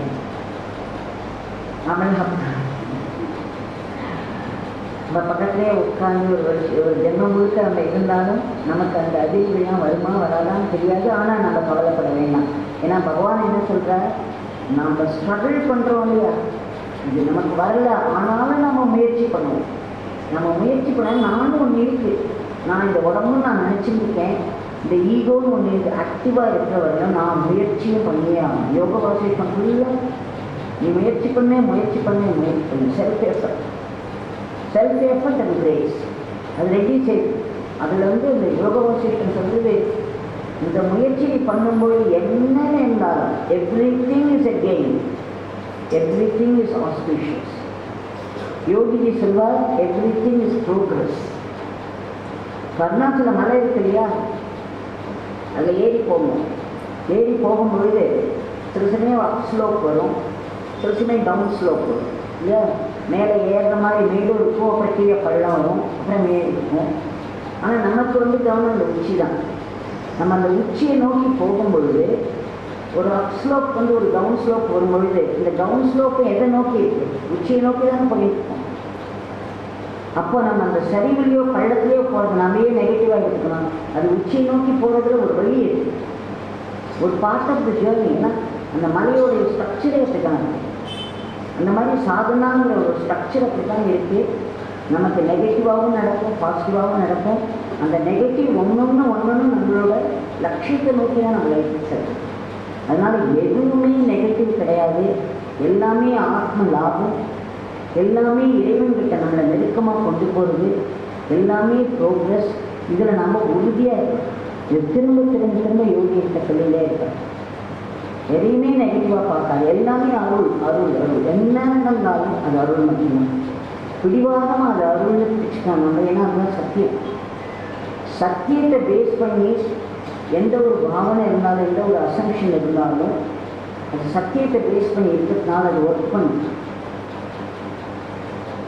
அதனால நம்ம இந்த மாதிரி பகவான் யோகி பகவான் சொல்கிற இந்த குங்குமம் தொட்ட இடத்துல இப்படி ஒரு அதிர்வு எனக்கு வந்தது. அப்புறம் நான் சரிங்கிற வார்த்தையை கற்றுனேன். அதுக்கப்புறம் கடைசி வரணும் everything is father's will, everything is father's grace. 17 வருஷம் இந்த ரோட்டில் அலைஞ்ச போது ஒரு நாளைக்கு யாராவது ரொம்ப சம்சுவஸாக ஒரு மீது போடுவார்.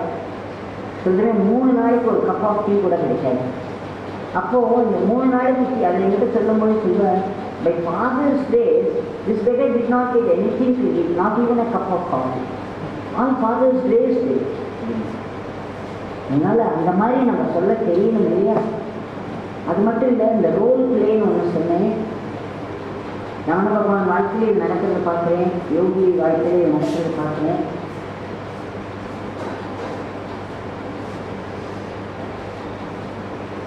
அதில் யோகி வாழ்க்கையில் என்னென்னா, அவர் ரோட்டில் போயிட்டே இருப்பார். ஏற்கனவே ரொம்ப ஒல்லியாக இருப்பார் இல்லையா, சாப்பாடே இல்லாமல். அவர் கையில் ஒரு கொட்டாஞ்சி தான் இருக்கும், கொஞ்சம் நியூஸ் பேப்பர் வச்சுருப்பார், ஒரு விசிறி மட்டை இருப்பார். திருவண்ணாமலை ரொம்ப ஹாட் பிளேஸ். அவர் போயிருக்கும்போது 4 ரவுடிகள் அவர் உடனே சூழ்ந்துக்கிறார். சூழ்ந்து கையில் இருக்கிறதெல்லாம் தூக்கி விசிறி அடிச்சுட்டு அவரை போட்டு கொண்டாடுறார். ஒருத்தன் அடித்து அவர் வீட்டை தள்ளுறான், வீட்டை அடித்தவர்னா அந்த 4 பேரும் அடி அடி நடிக்கிறார். அந்த சமயத்தில் ஒரு கூட்டம் அவர் அந்த இடத்துல கலெக்டாக ஒரு 20 பேர் இருக்காங்க அந்த இடத்துல. அந்த 20 பேர் பார்த்துருக்கார். யாருமே ஒருத்தர் கூட முன் வந்து இவருக்கு உதவி செய்யணும்னு நினைக்கல. அதுக்குள்ளே இவரை போட்டு அடிச்சுருக்காங்க. இந்த நியூஸ் அவர் கூட இருக்கிற 2 பேருக்கு போயிடுறது. அவள் ஓடி வரா. ஓடி வந்து இவள் ஓடி வரதை பார்த்தோன்னா அந்த ரவுண்டிலாம் ஓடி போயிடுறாங்க எனக்கு. உடனே அதில் இருக்கிற அந்த பெருமானியோட சாமி, நாங்கள் அவங்க பின்னாடி போய் அவங்க நல்லா உத கொடுக்குறோம் சாமி, அவங்க உங்களை திரும்ப தொடவே மாட்டாங்க. அப்போ யோகி சொல்கிறார், உடம்பெல்லாம் ரத்த விழாவாக இருக்குது.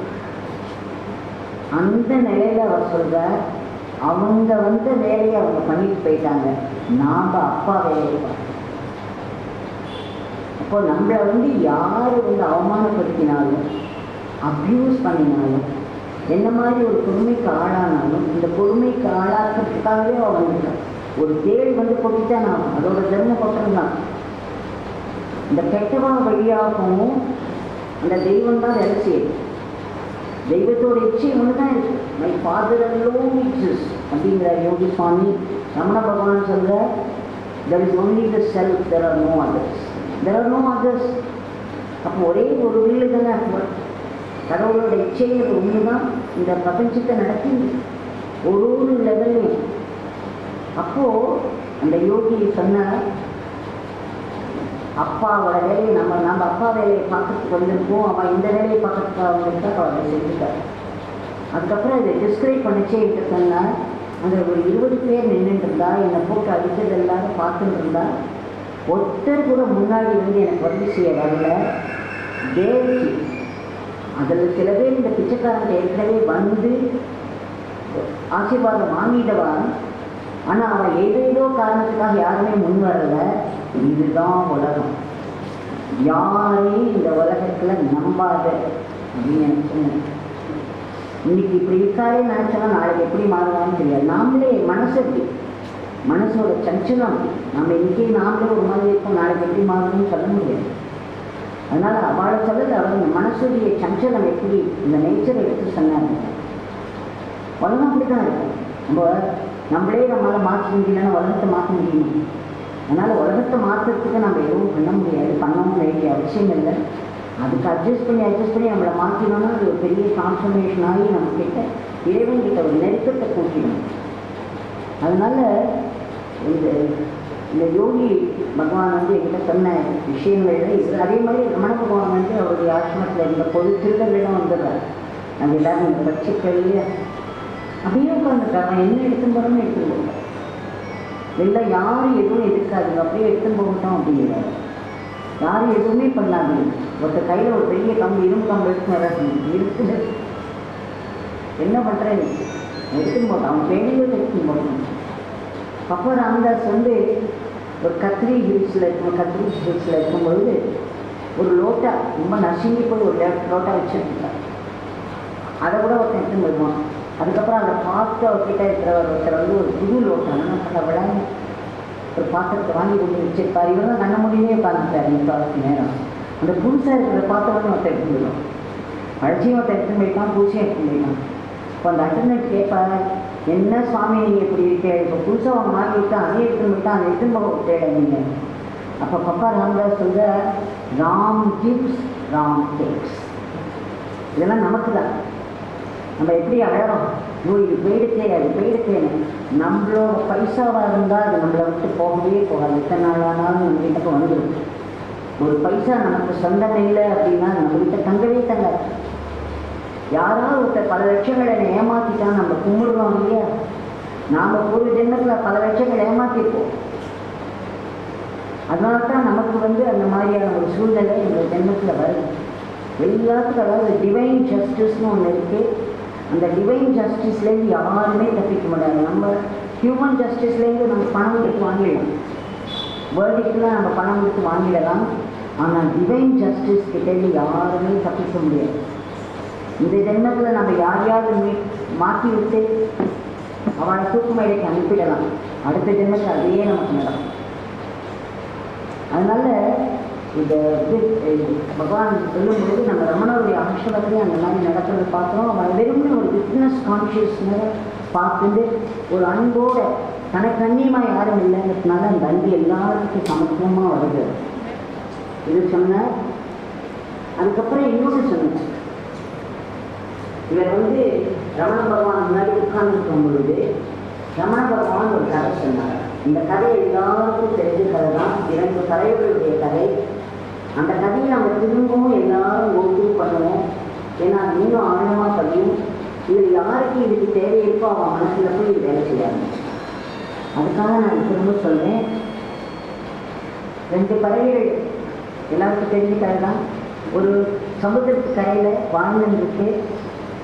அது வந்து குட்டி முட்டை போட்டுருந்தது இந்த பறவை. அதுக்கப்புறம் இறை தேடி அதில் வெளியே போயிருக்கும்பொழுது ஒரு பெரிய அலை வந்து அதை எடுத்துருந்தது. திரும்பி வந்த அந்த தாய் பறவையும் தந்தை பறவைக்கும் அப்படி ஒரு துக்கம், அப்படி ஒரு துக்கம். அப்போ அந்த துக்கத்திலேருந்து அதுகளுக்கு வந்து என்ன வருதுன்னா ஒரு வீரம் வரும். எத்தனை பேருக்கு வரும் நினைச்சு பாருங்க. நமக்கு வந்து கப்பல் கவிழ்ந்தது போல ஒரு சூழ்நிலை வந்தபோது அந்த துக்கத்திலேருந்து ஒரு உறுதி நமக்கு வந்து நான் இது எப்படியாவது மீட்பேன் அப்படிங்கிறது எத்தனையோ பேருக்கு வருமோ தெரியாது. அதுக்கும் கடவுளுடைய அருள் வேணும். அந்த 2 பறவை என்ன பண்ணுறதுனா தீர்மானம் பண்ணுறது, இந்த சமுத்திரத்தை வத்த அடித்து அந்த முட்டைகளை நாங்கள் எடுத்துருவோம் அப்படின்னு நினைக்கிறது மட்டும் இல்லை, வேலை செய்ய ஆரம்பிச்சிடுறது. அதனுடைய அழகு எவ்வளோ கொஞ்சம் தானே அழகால் அந்த சமுத்திர ஜலத்தை எடுக்கும். அதை கொண்டு போய் கடையில் விற்போம். உடனே அடுத்த பறவை போகணும். இந்த 2 பறவையும் மாறி மாறி மாறி அழகாக இந்த சமுத்திர தண்ணீரை எடுத்து எடுத்து எடுத்து கரையில் போடுறது. எதுக்குன்னா அந்த சமுத்திரத்தை வட்ட அடிச்சிருக்காங்க. இது நாட்கள் ஓடுறது, மாதங்கள் ஓடுறது, வருடங்கள் உருண்டோடுறது. இந்த இதில் அவ்வளோ முனைப்பா, அதாவது நம்முடைய சாதனால முதல்ல நமக்கு டிட்டர்மினேஷன் வேணும், மனசில் உறுதி வேணும். எப்படியானாலும் நான் இதை செய்வேன். நம்ம எப்போ பார்த்தாலும் ரிசல்ட்டை பார்த்துட்டு இருக்கக்கூடாது. நமக்கு இதில் என்ன பலன் கிடைச்சது நம்ம கேள்வி கேட்கக்கூடாது. அதுகள் வந்து டிட்டர்மினேஷன். அதுக்கப்புறம் என்ன வருதுன்னா கடின உழைப்பு, பர்சிவியரன்ஸ். எந்த ஒரு சூழ்நிலையும் அதை விடாது, நான் பண்ணியே தீருவேன். அந்த மாதிரி ஒரு மன உறுதி, உழைப்பு. எத்தனையோ பேர் வந்து என்ன முட்டாள்தனம், இந்த சமுத்திரத்தை ஒன்றால் வட்டடிக்க முடியுமா, உனக்கு இருக்கிற அழகை வச்சு ரொம்ப முட்டாள்தனம், இதெல்லாம் விட்டுட்டு போய் வேற மறுபடியும் நீங்கள் முட்டைகளை போட்டுக்கோங்கன்னு சொல்லுது. ஆனால் இந்த பறவைகள் விடாப்பிடியா இல்லை நாங்கள் இதுதான் பண்ணுவோம் அப்படின்னு பண்ணிட்டே. அதில் ரொம்ப சாப்பாடை மறக்கிறது, துக்கத்தை மறக்கிறது, ரொம்ப ஒல்லியாகிடுறது, ரெண்டும் ஒன்றுமே இல்லை உடம்புல. அந்த மாதிரி ஒரு நிலைக்கு வரும்பொழுது ஒரு பெரிய மகாத்மா அந்த அம்மாவோட, அந்த மகாத்மாவும் சும்மா இல்லை மற்றவங்க மாதிரி என்னத்துக்கு நீங்கள் இப்படி எப்படி சமுதிரத்தை வச்சடிக்க முடியும், இதெல்லாம் முடிகிற காரியமா, இதை விட்டுட்டு பேசாமல் நீங்கள் புது வாழ்க்கையை தொடங்குவோம். அப்போ எனக்கு அந்த யோகி சொன்னார், யோகி பகவான் சொன்னார், இந்த பறவைகள் என்ன சொல்லிச்சு தெரியுமா, நாங்கள் வந்து எப்படியாவது இந்த காரியம் தெர் இஸ் நோ டவுட்டபிள் அப்படின்னு சொல்கிறது, அப்படியே நீங்கள் சொல்கிற மாதிரி நடக்கும் அப்படின்னா நாங்கள் டை. இந்த முயற்சியில் நாங்கள் செத்து போனாலும் சரி, தோல்வியை நாங்கள் நினச்சினாலும் சரி, விடாமுயற்சி நாங்கள் விட மாட்டோம். திரும்ப திரும்ப எங்களுக்கெல்லாம் சொல்லிகிட்டே இருக்கேன். ரமண பகவான் சொன்ன இந்த கதையை எதுக்காக இதை சொல்கிறேன்னா, நம்ம நாமத்து தான் நிறைய பேர் நாமத்துக்கு சொல்கிறோம், சேவையாக வாழ்க்கையை நடத்திருக்கோம். இந்த நாமத்தை சொன்ன மாத்திரத்தில் நமக்கு பகவான் கிடைச்சிடுவாரா அப்படிங்கிறது நமக்கு தெரியாது. நம்மளோட எண்ட் ரிசல்ட் வந்து பகவான் கையில் இருக்கு. ஆனால் அந்த முயற்சி நம்ம கையில் இருக்கேன்னா, நான் இருக்கேன் நம்ம சொல்லியிருக்கிறதுனால நான் முயற்சியும் பண்ணணும். அந்த முயற்சி பண்ணிகிட்டே இருக்கணும் தொடர்ந்து. அப்போ எனக்கு இது கிடைக்குமா கிடைக்காதான்னு யாரோ ஒரு கருசல் வாங்க ஒரு விதையை பூமியில் விதைச்சிட்டு அது மழை விட்டுட்டு தான் தினம் எடுத்து வெளியில் பார்த்துட்டு இருந்தோன்னா அது எங்கே மழை விடும் இல்லையா? அந்த மாதிரி நம்ம கொஞ்சம் நாமத்தை சொல்லிடுறோம். நான் நாமத்தை சொல்லிகிட்டே இருக்கேன் அப்படின்னு சொல்லுவா. இது எவ்வளோ நாமத்தை சொல்லணும், ஒரு 15 நிமிஷம் 10 நிமிஷம் 108 தடவை நாமம் சொல்கிறேன் அப்படின்பாரு, 108 தடவை நாமம் சொல்கிறேன் அப்படின்பாரு. அது ஒரு கடிதம் நம்ம சொல்லணும் வாழ்க்கை.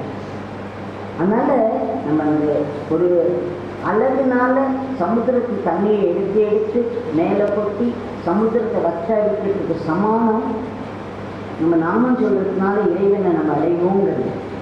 ஆனால் நம்மளோட உழைப்பு, மன உறுதி, விடாமுயற்சி, நம்ம அதை தொடர்ந்து பண்ணிட்டு இருக்கோம் இல்லையா, அது வந்து ஒரு பெரிய அருளை எழுப்பும். அந்த அருள் வடிவமாக தான் அந்த மகாத்மா வர இவ சொல்கிறபடி நாங்கள் செத்து போனாலும் போவோம், இந்த முயற்சியை விட மாட்டோம் அப்படின்றாங்க. அப்படியே உள்ளே ஒரு பெரிய கருணை பிரவாகம். அந்த கையை நீக்க அந்த முட்டையை அந்த இதை எடுத்து அந்த பறவை கையை கொடுத்தார். அப்போது நம்ம செய்ய வேண்டியது அந்த முயற்சி தான். நமக்கு என்ன ரிசல்ட்டுன்னு கேட்டுட்டே இருக்கக்கூடாது. நாம் செய்கிற முயற்சி இருக்கு இல்லையா, அது வந்து ஒரு அருளை வரவழைக்கணும். அந்த அருள் வந்து நமக்கு காரியம் பூர்த்தி செய்யும். நான் அடிக்கடி சொல்வேன் ஆசிரமத்தில், நம்ம இந்த வாழ்க்கை விவகாரிக்கு உலகமும் உண்மையாக தான் இருக்குது இல்லையா? நம்ம யாராவது அடித்தாங்க நம்ம படித்தாங்க இருக்குது, இது மாயின்னு சொல்ல முடியல இல்லை. ஆக நமக்கு இந்த வாழ்க்கையில் வரக்கூடிய பிரச்சனைகளை நம்ம சமாளிக்கணும். அதே சமயத்தில் ஒரு தெய்வத்தோடு ஒரு இணக்கம் வச்சுட்டே இருக்கணும். இது ரெண்டும் நடக்கணும். அதனால் நம்ம வந்து இது மாயின்னு ஒதுக்கி விட முடியாததுனால இதுக்கு அடுத்து நம்ம என்ன பண்ணணும்னாக்க, இந்த விடாமுயற்சி. சரி எனக்கு வந்தாலும் சரி வரலனாலும் சரி, சும்மா நாமத்தை மெக்கானிக்கலாகவும் நான் சொல்லிட்டு இருப்பேன், ஏதோ கத்தின்னு இருப்பேன், நாமத்தை கத்திலாத இருக்கேன், எதையாவது நான் செய்வேன் அப்படின்னு நம்ம தொடர்ந்து அதை செஞ்சுட்டே இருந்தோம்னா, கடவுள் வந்து நம்ம ஒருத்தருக்கு ஒரு அக்கௌண்ட் வச்சுருக்கார். யோகி சொல்வார், ஒரு பெரிய ரெஜிஸ்டர் இருக்குது, கண்ணு தெரியாத ரெஜிஸ்டர், அதில் அத்தனை பேரோட அக்கௌண்ட்ஸ் இருக்குங்க. ஒரு எறும்போட அக்கௌண்ட் மாதிரி அதில் இருக்குது. நிஜமாவே சித்திரகுப்தன் இருக்கான். அவன் நம்ம பக்கத்தில் உட்காந்து அப்பப்போ அக்கௌண்ட் பண்ணிகிட்டே இருக்கான். அவனோட பர்சனல் டைரியில் எழுதிட்டே இருக்கான். அதனால தான் அந்த ரமண பகவான் சொல்கிறார் பாருங்க, அவரவர் பிராரப்த பிரகாரம் அதற்கானவன் ஆங்காங்கே இருந்து ஆட்டிருக்கிறார். அதான் இந்த பிராரப்த கர்மா ஒரு அக்கௌண்ட் வேணும் இல்லையா, யாராவது அதை இது பண்ணணும். அது நடந்துகிட்டே தான் இருக்குது. ஆனால் கலியுகத்தில் வந்து ஒரு ரிலீஃப் உண்டு. என்னென்னா, மனசினால நம்ம சில தீய எண்ணங்கள் நமக்கு வருதுன்னு வச்சுக்கோங்க, அதுக்கு பலன் கிடையாது. அது வாக்கிய வடிவெடுத்தாலும் செயலாக எடுத்தாலும் அதுக்கு பலன். அந்த கர்ம வினையை நம்ம அனுபவிச்சே ஆகும். அதே மாதிரி புண்ணிய கர்மாவுக்கு தனியாக ஒரு பலன், பேட் கர்மாவுக்கு தனியாக ஒரு பலன். தனித்தனியாக தான் புண்ணிய கர்மா அதை வந்து மாற்றம்னா சொல்ல முடியாது. இதுக்கு தனியாக நம்ம அனுபவிக்கணும், அது தனியாக அனுபவிக்கணும். அந்த மாதிரி தான் அக்கௌண்டிங் நடக்குது. அதனால் இந்த பறவைகளுடைய இந்த கதையாக நமக்கு என்ன சொல்கிறதுன்னா, மன உறுதியோடு நாம் வந்து பகவான் யோகி பகவான் சொல்வார், உனக்கு நம்பிக்கை இருந்தாலும் சரி இல்லைனாலும் சரி, பக்தி இருந்தாலும் சரி இல்லைனாலும் சரி, ஒருமுகப்பட்ட மனசு இருந்தாலும் சரி இல்லைனாலும் சரி, நாமத்தை சொல்லு நாமத்தை சொல்லு நாமத்தை சொல்லு. ஒரு சந்தை கடைக்கு போனான்னா கூட அத்தனை கூட்டத்தில் அத்தனை நாய்ஸ் நன்றி நம்ம நாமம் சொல்ல முடியும். நம்ம ஒரு நாமத்தை சொல்லும் பொழுது நமோ பகவத்தே ஓம் நமோ பகவத்தே ரமணாய அப்படின்னு சொல்கிறேன்னு வச்சுக்கோங்க. அந்த இடத்த ரமண பகவான் அப்படி பிரசன்னமாகி அப்படி அலைவார், வைப்ரண்ட்டாக பிரசன்னமாகிடுவார். அதுவரையிலும் விட்னஸ் கான்ஷியஸ்னஸாக இருக்கிற உள்ள இருக்கிற அந்த தெய்வம் ஒரு நாமத்தை சொல்லி, ஒரு பர்சனலாக நாமத்தை சொல்லி அவர் கூப்பிட்டோன்னா அவர் பர்சனலாக கனெக்ட் ஆகிடுவார். இம்பர்சனலாக ஒரு விட்னஸ் கான்ஷியஸ்னஸாக தான் இருக்குது தெய்வம் உள்ள. அதனால கொலை பண்ணுறவனை தடுக்கிறது இல்லை. ஒரு வெளிச்சம் வந்து என்ன பண்ணோன்னா பகவத்கீதை படிக்கிறதுக்கும் அளவு பண்ணணும், ஒருத்தன் கத்தி தூக்கினோன்னா அதுக்கும் அளவு பண்ணணும். அது ஒன்றும் அது தடுக்கப்படுதில்லை. அந்த மாதிரி இந்த விட்னஸ் கான்ஷியஸ்னஸ் எல்லாத்தையும் பார்த்துன்னு இருக்கும். அது வந்து நமக்குள்ள பர்சனலாக கனெக்ட் ஆகி வேலை செஞ்சு நமக்கு அனுகிரகம் கொடுக்கணும்னா அந்த பேரை சொல்லணும். ஓம் நமோ பகவதே ரமணாய். அது சொன்ன மாத்திரத்தில் ரமண பகவான் பர்சனலாக உள்ள வந்து உட்கார்ந்து உங்களோட கனெக்ட் ஆகிடுவார். உங்களோட வாழ்க்கையில் இருக்கக்கூடிய பிரச்சனைகளுக்கு என்ன தீர்வோ அதற்கான வேலையை செய்வார். நான் சொல்கிறது சத்தியம். இது எல்லாமே நான் அனுபவத்திலேருந்து தான் சொல்கிறேன், எதையும் புத்தகத்தை படித்து தரல. இந்த இது வந்து நாமத்துக்கு அப்படி ஒரு சிறப்பு உண்டு. அக்ஷரமணமாலையிலேருந்து 2-3 பாட்டு வருது இல்லையா? அருணாச்சலம்னு ஆரம்பிக்கிற பெயர் நினைத்திடவே பிடித்து இழுத்தன. அவர் அருணாச்சலம் இருக்கிற ஓடியது, அருணாச்சலத்துக்கு ஓடி விடுறார். எப்படி ஓடிடுறாரு? இதெல்லாம் படிக்க வந்து என்ன ஒரு ஆவேசத்தோடு ஓடிடுறாரு. அன்பென அன்போடு உன் நாமம் கேள் அன்பர்தம், அன்பருக்கு அன்பன் ஆயிட அருள் அருணாச்சலம். இவருக்கு அன்பனானாலே இப்போ தொண்டருக்கு தொண்டரானாலே அந்த அளவுக்கு அந்த பக்தியோட அழகாக அவ்வளவு அழகாக வெளியிட்டிருக்கிறார். அதனால் இந்த பறவைகளுடைய கதை வந்து நம்ம எப்போவுமே மறக்கக்கூடாது. ஒரு அளவுனால எடுத்து தண்ணியை கொட்டி சமுத்திரத்தை வட்டாடிக்க முடியாதுன்னா கூட அந்த காரியத்தை செய்யற ஒரு மன உறுதி, நம்ம நாமத்தை சொல்லி சொல்லி ரமண பகவானோட ஒன்றா ஆயிடுவோம் அப்படிங்கிறது நம்ம உறுதியாக இருந்து அந்த நாமத்தை நம்ம சொல்லிகிட்டே இருந்தோம். ஆனால் ஒரு நாமம் அதுக்குரிய யோகி சொல்வார், not a single nama goes waste. Every nama, that's its word, that's its transforming the world. நமக்கு வெளியில் இருக்கக்கூடிய பிரச்சனைகளுக்கு ஒரு உதவி செய்யும், உள்ளுக்குள்ள ஒரு டிரான்ஸ்ஃபர்மேஷனையும் இருக்குது. அதனால இந்த நாமத்தை நாம் யாரும் குறைவாக இடப்படக்கூடாது. ஒரு முறை யோகி சுவாமி வந்து சன்னதியில் இருந்த பொழுது ஒரு ரமண பக்தர் அவரை வர சொல்லி யோகி சொல்லியிருந்தார். கணேசன் அவர் அழைச்சிட்டு வந்தார். அவருக்கு காலில் ஏதோ புண்ணும் தீராத புண்ணாக இருந்தது, ஆறவே இல்லை. அதனால் அவருக்கு ஒரு அனுகிரகம் பண்ணணும் அப்படின்னு யோகி சுவாமி அவரை கூட்டின்னு வர சொன்னார். அப்போ அவருக்கு வந்து நம்ம ரமண பகவான் பெரிய பெரிய தத்துவ ஞானி எப்பேற்பட்ட ஒரு நிலையில் இருக்க, இங்கே வந்தால் எப்போ பார்த்தாலும் அவருடைய நாமம்தான் மழைநீர் அப்படின்னு சொல்லி எனக்கு அது கொஞ்சம் கஷ்டமாக இருக்குது அட்ஜஸ்ட் பண்ணிக்கிறதுக்கு அப்படின்னு அவர் சொல்கிறார். அதில் ஒன்றும் தப்பே கிடையாது. அந்த அவருக்கு தெரிஞ்ச இது அவர் சொல்கிறார். இவர் வந்து என்ன பண்ணினாருன்னா, அவர் வந்த உடனே அவருக்கு நல்ல ஆசீர்வாதம்லாம் பண்ணிட்டு, கணேஷா உன்னுடைய ஃப்ரெண்டு ஒருத்தர் வந்து இந்த பிச்சைக்காரனுக்கு ஒரு லெட்டர் எழுதியிருக்கார், அதை படிப்போம் அப்படிங்கிற. அதில் அவர் என்ன எழுதியிருக்காருன்னா, எனக்கு ரொம்ப எப்போ பார்த்தாலும் மனசு கலக்கமாக இருக்குது, நான் இதுலேருந்து விடுபடுறதுக்கு எனக்கு ஒரு அருள் செய்யுங்கோ அப்படின்னு எழுதியிருக்கார். உடனே யோகி சொல்கிறார், கணேஷா இந்த அக்ஷரமண மாலையில் முதல்ல எடுத்தோன்னே ரமண பகவான் என்ன சொல்லியிருக்கார்? அருணாச்சல அருணாச்சல நான் அகமே நினைப்பதற்கு அகம்பேர் இருப்பாயின்னு சொல்லியிருக்காரோ இல்லையோ, அதை எழுது. அவர்கிட்ட அருணாச்சலா அருணாச்சலான்னு எப்பொழுதும் அந்த நாமத்தை சொல்லிகிட்டே இருக்க சொல்லு அப்படின்னு. அப்போ வந்தவருக்கு நம்ம ரமண பாகவானும் நாமத்தை சொல்லியிருக்கார். அந்த நாமத்தை சொன்னால் அகமே வேறறுத்து போகும் அப்படிங்கிற அளவுக்கு அது கொண்டு விடும். அந்த நாமத்தினுடைய மகிமையை பெருமையை முதல் பாட்டிலேயே அவர் சொல்லியிருக்கார். அது வந்து அவர் நாமத்தை சொல்லியிருந்ததுனால அந்த நாமம் தான் அவரை இழுத்து வந்து திருவண்ணாமலையில் விடுறது. அதனால் இந்த ஒரு பெரிய பறவைகள் கதையை நம்ம மறக்கவே கூடாது. நாமத்தை நம்ம எப்பவும் குறைச்சி எடை போடவே கூடாது.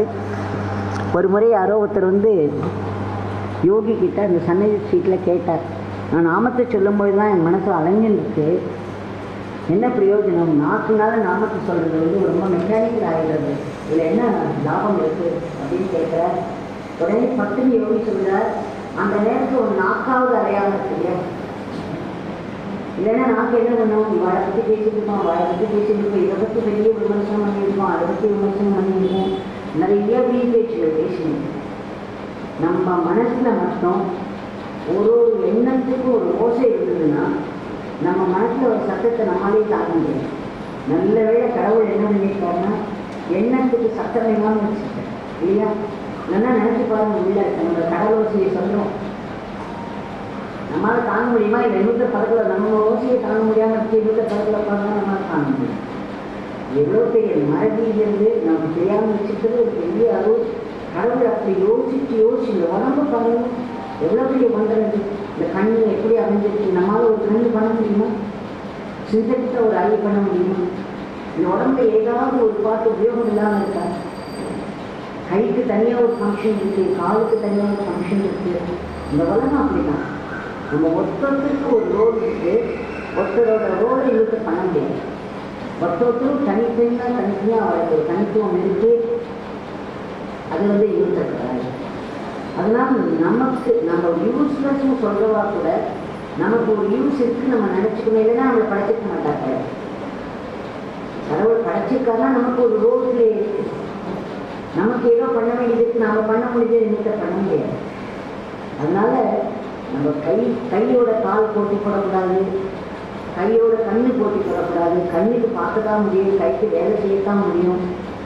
இப்படி நம்ம எல்லாம் ஒருத்தருக்கு ஒருத்தர் ஒரு பொறாமல் வச்சுட்டு போட்டி போடுற மாதிரி இந்த மாதிரி தான்.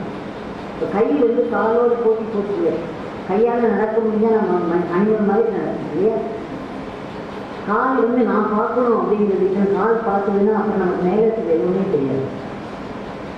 கரெக்டாக வச்சுக்க யார் என்னென்ன உறுப்பு என்னென்ன பண்ணணுங்கிறது அவ்வளோ அழகாக அதை ஸ்ட்ரக்சர் பண்ணி அதுக்கு ஒரு ஃபங்க்ஷனை பண்ணி இந்த ஃபங்க்ஷனையும் கரெக்டாக பண்ணி வச்சுருக்கா கடவுள். அப்படி ஒரு ஒன்றை உலகத்தில் இந்த கிரியேஷன்லாம் பார்த்தீங்கன்னா ஒரு கிரியேஷனும் இந்த பூமியில் நடந்து போகிறதுக்கு ஒரு சின்னதாக ஒரு பிளான்ட் இருக்கும். இந்த 4 பூமிக்கு நடுவில் இருக்கும். அதில் குட்டியாக ஒரு பிங்க் கலரில் ஃப்ளவர்ஸ் இருக்கும். அது ஒரு பெர்ஃபெக்ஷன். நமக்கு டைம் இல்லை, காலையில் என்ன இருக்குன்னு பார்க்கறதுக்கு டைம் இல்லை. ஆனால் உலகத்தில் எதை பார்த்தாலும் அப்படி ஒரு உண்டதாக இருக்கும். அதனால யோகி சொன்ன அந்த எக்ஸ்பீரியன்ஸஸ்லாம் நான் சொல்லியிருக்கேன். இது ஒன்று. இன்னொரு கேள்வி வரமா வந்துருக்கா, ரமண பகவான் கிட்ட யோகி அந்த உட்கார்ந்துருக்கும் பொழுது என்னன்னா, ஒரு குருவானவர் உடலை விட்ட பிறகு வேறொரு குரு கிட்ட போகலாமா, இது சரியா? உடனே ரமண பகவான் சொல்ற, இன்னொரு குரு கிட்ட போக வேண்டிய அவசியம் இல்லை. ஏன்னா குருவார உடலை தான் விடுற, குரு உடல் இல்லை. அவர் எப்பொழுதுமே இருந்துட்டார். அவர் நமக்குள்ளே இருந்து நமக்கு வேணுங்கிற உதவியை செய்வார், வழிகாட்டுகளை செய்வார், பாதுகாப்பு தருவார். அதனால இன்னொருத்திட்ட போக வேண்டிய அவசியம் இல்லைன்னு ரமண பகவான் சொன்னார். அப்போ யோகி பக்கத்தில் இருந்து ஒரு அம்மா கேட்டாங்க, அப்போ எப்படி சாமி நீங்கள் 3 பேருக்கு போனீங்க, நீங்கள் ரமண பகவான் கிட்ட வந்து போய் பப்பாராமதாஸ் கிட்ட போனீங்க, நீங்கள் போகலாமா? அப்போ அவர் சொல்ற, ரமண பகவான் கிட்ட நான் வந்த போது அப்போதான் எனக்கு தெரிஞ்சது ஒரு ஹையர் பவர் தான் நம்மளெல்லாம் வழி நடத்தின்னு போனது. அந்த ஹையர் பவர் ஒருத்தரோட வாழ்க்கையிலும் ஏற்பாடுகள் பண்ணிக்கொண்டே போகுது. நம்ம நினைக்கிறோம் நம்ம வீட்டில் நடக்கிறது, நம்ம வாழ்க்கையில் நடக்கிறோம்னா இந்த கடவுள் நடத்திச்சுட்டே போகிறார். நாம் எதுவுமே பண்ணுறது இல்லை, நம்ம வெறும் கருவிகள் தான். இப்போ அந்த ஃபேன் சுற்றி இருக்கு, இந்த ஃபேன் நான் சுற்றியும் சொல்ல முடியுமா? அந்த கரண்ட்டை நிறுத்தணும்னா அது நின்று இல்லையா? அதே மாதிரி இந்த வெளிச்சத்தை பாருங்க, இந்த வெளிச்சம் எப்படி வந்தது? கரண்ட் போனாலும் இந்த வெளிச்சம் இல்லைன்னா அந்த பல்பால் என்ன பண்ண முடியும்? நம்ம அந்த மாதிரி தான் இன்ஸ்ட்ருமெண்ட்ஸ் தான். நமக்குள்ள இருக்கிற அந்த மூச்சு காத்திருக்கு, நம்மளை வச்சோம் இல்லை. யாராவது சொல்லுங்க, நீங்கள் தான் மூச்சு விடுறேன்னு சொல்லுங்க. இப்போ உங்களுக்குலாம் ஆரியோ அவேர் பற்றி ஒரு ப்ரீதிங். நம்ம நிறைய நேரம் நம்ம மூச்சு விடுறதே நம்ம கவனிக்கிறது இல்லை, நம்ம நினைச்சு மூச்சு விடுறதும் இல்லை. அந்த மூச்சு அவ்வளோ ஒரு விதமோடு உள்ளே போயிட்டு வந்து இந்த வெளியில் போகிற காற்று உள்ளே வரணும்னா அதுக்கு ஒரு அளவு வேணும். இந்த வெளியில் காற்று போக வைக்கிறதுக்கு ஒரு அளவு வேணும். உள்ளே ஒன்று உட்கார்ந்து ஒரு சைத்தன்யம் உட்கார்ந்து அந்த காற்றை வெளியில் தள்ளுறது, திரும்ப உள்ளே இழுக்கிறது, வெளியில் தள்ளுறது, உள்ளே இழுக்கிறது. நான் சொல்லுவேன், என்னோட சத்சங்கத்துலாம் சின்ன வயசில் பொம்மலாட்டம் பார்க்கும்பொழுது அத்தனை பொம்மைகள் ஆடும் மாறும் கோபமாக பேசும், சண்டை போகும், என்னென்னமோ நடக்கும். நாங்கள்லாம் சின்ன குழந்தைகள் உண்மையாகவே நடக்கணும் ஆன்னு பார்த்துருக்கோம். அப்புறம் தான் தெரிஞ்சு மேலே ஒரு கயிறை வச்சுக்கிட்டு அவெல்லாம் இந்த பொம்மலாட்டக்காரங்க மேலே நிற்கிறா, அவள் கையில் ஒரு கயிறு இருக்குது, அவள் தான் பேசலாம். இது வாயை திருப்தி பண்ணணும், நாங்களும் அதை அப்படியே பேசுறதுன்னு நினச்சிட்டோம். ஆனால் மேலே இருக்கிறவர் தான் அந்த ஸ்கிரிப்டை பேசுகிற, அவர் கையில் பிடிச்சி இழுக்கிறதுக்காக இது கை ஆடுறது கால் ஆடுறது எல்லாம். அப்போ அந்த பொம்மைகள் ஒன்றுமே இல்லை, அந்த பொம்மலாட்டு பொம்மையும் பப்புன்னு விழுந்துறது.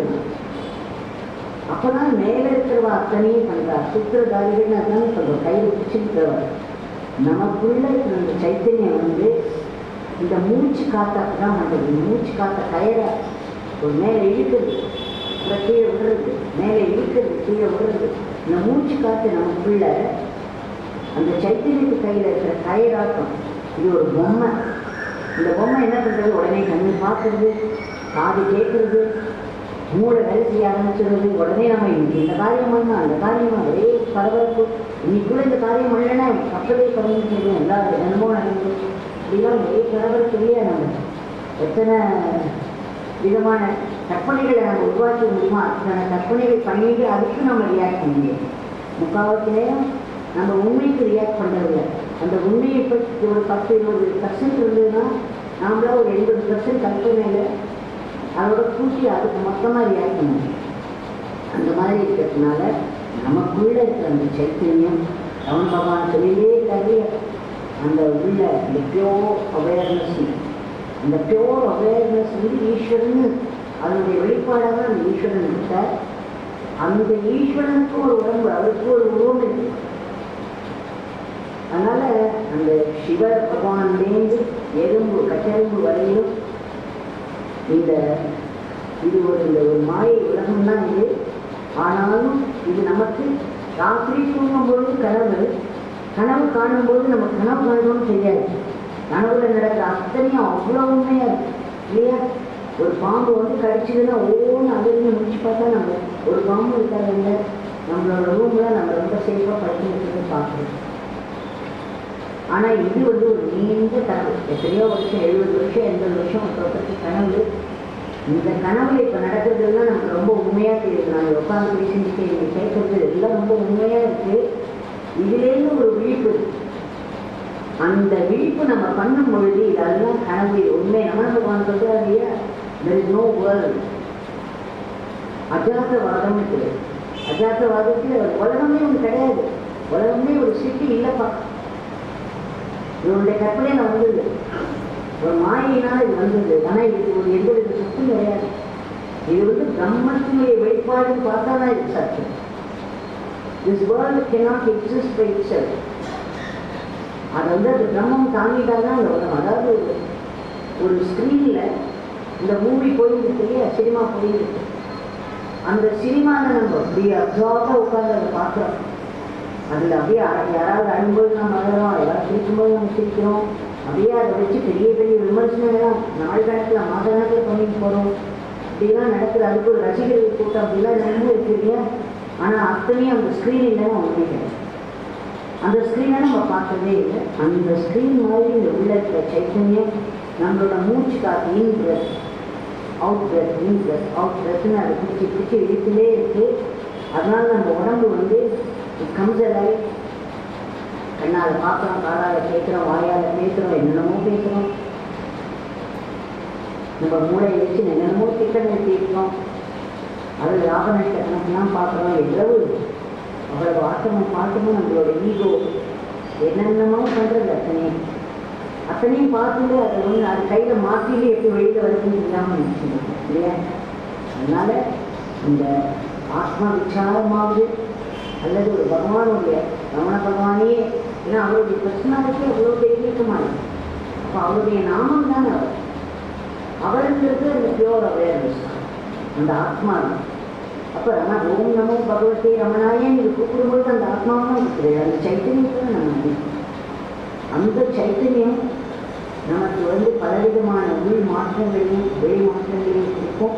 இப்போ எதுக்கு சொல்கிறேன்னா, நம்ம குருவை மாற்றணுங்கிறது இல்லையா, அந்த கேள்விக்கு நம்ம பதில் சொல்லுங்க. யோகி சொல்கிற எனக்கு அந்த மாதிரி ஒரு கான்ஃபிடன்ஸே வரலை. இதே சைத்தன்யம் இந்த நேரத்தில் எனக்கு ஒரு தேவையே இந்த ஒரு உருவத்து மூலமாக எனக்கு பண்ணினது. ரமண பகவான் தான் அந்த உருவம் மூலமாக எனக்கு பண்ணினார். அதனால் எனக்கு எந்த இல்லை, கான்ஃப்ளிக்ட்னு வராத வரையும் நம்ம வந்து அதை ஏற்றுக்கலாம். அதில் ஒன்றும் தப்பு இல்லை அப்படிங்கிற மாதிரி யோகிகள்லாம் சொல்லியிருக்காரு.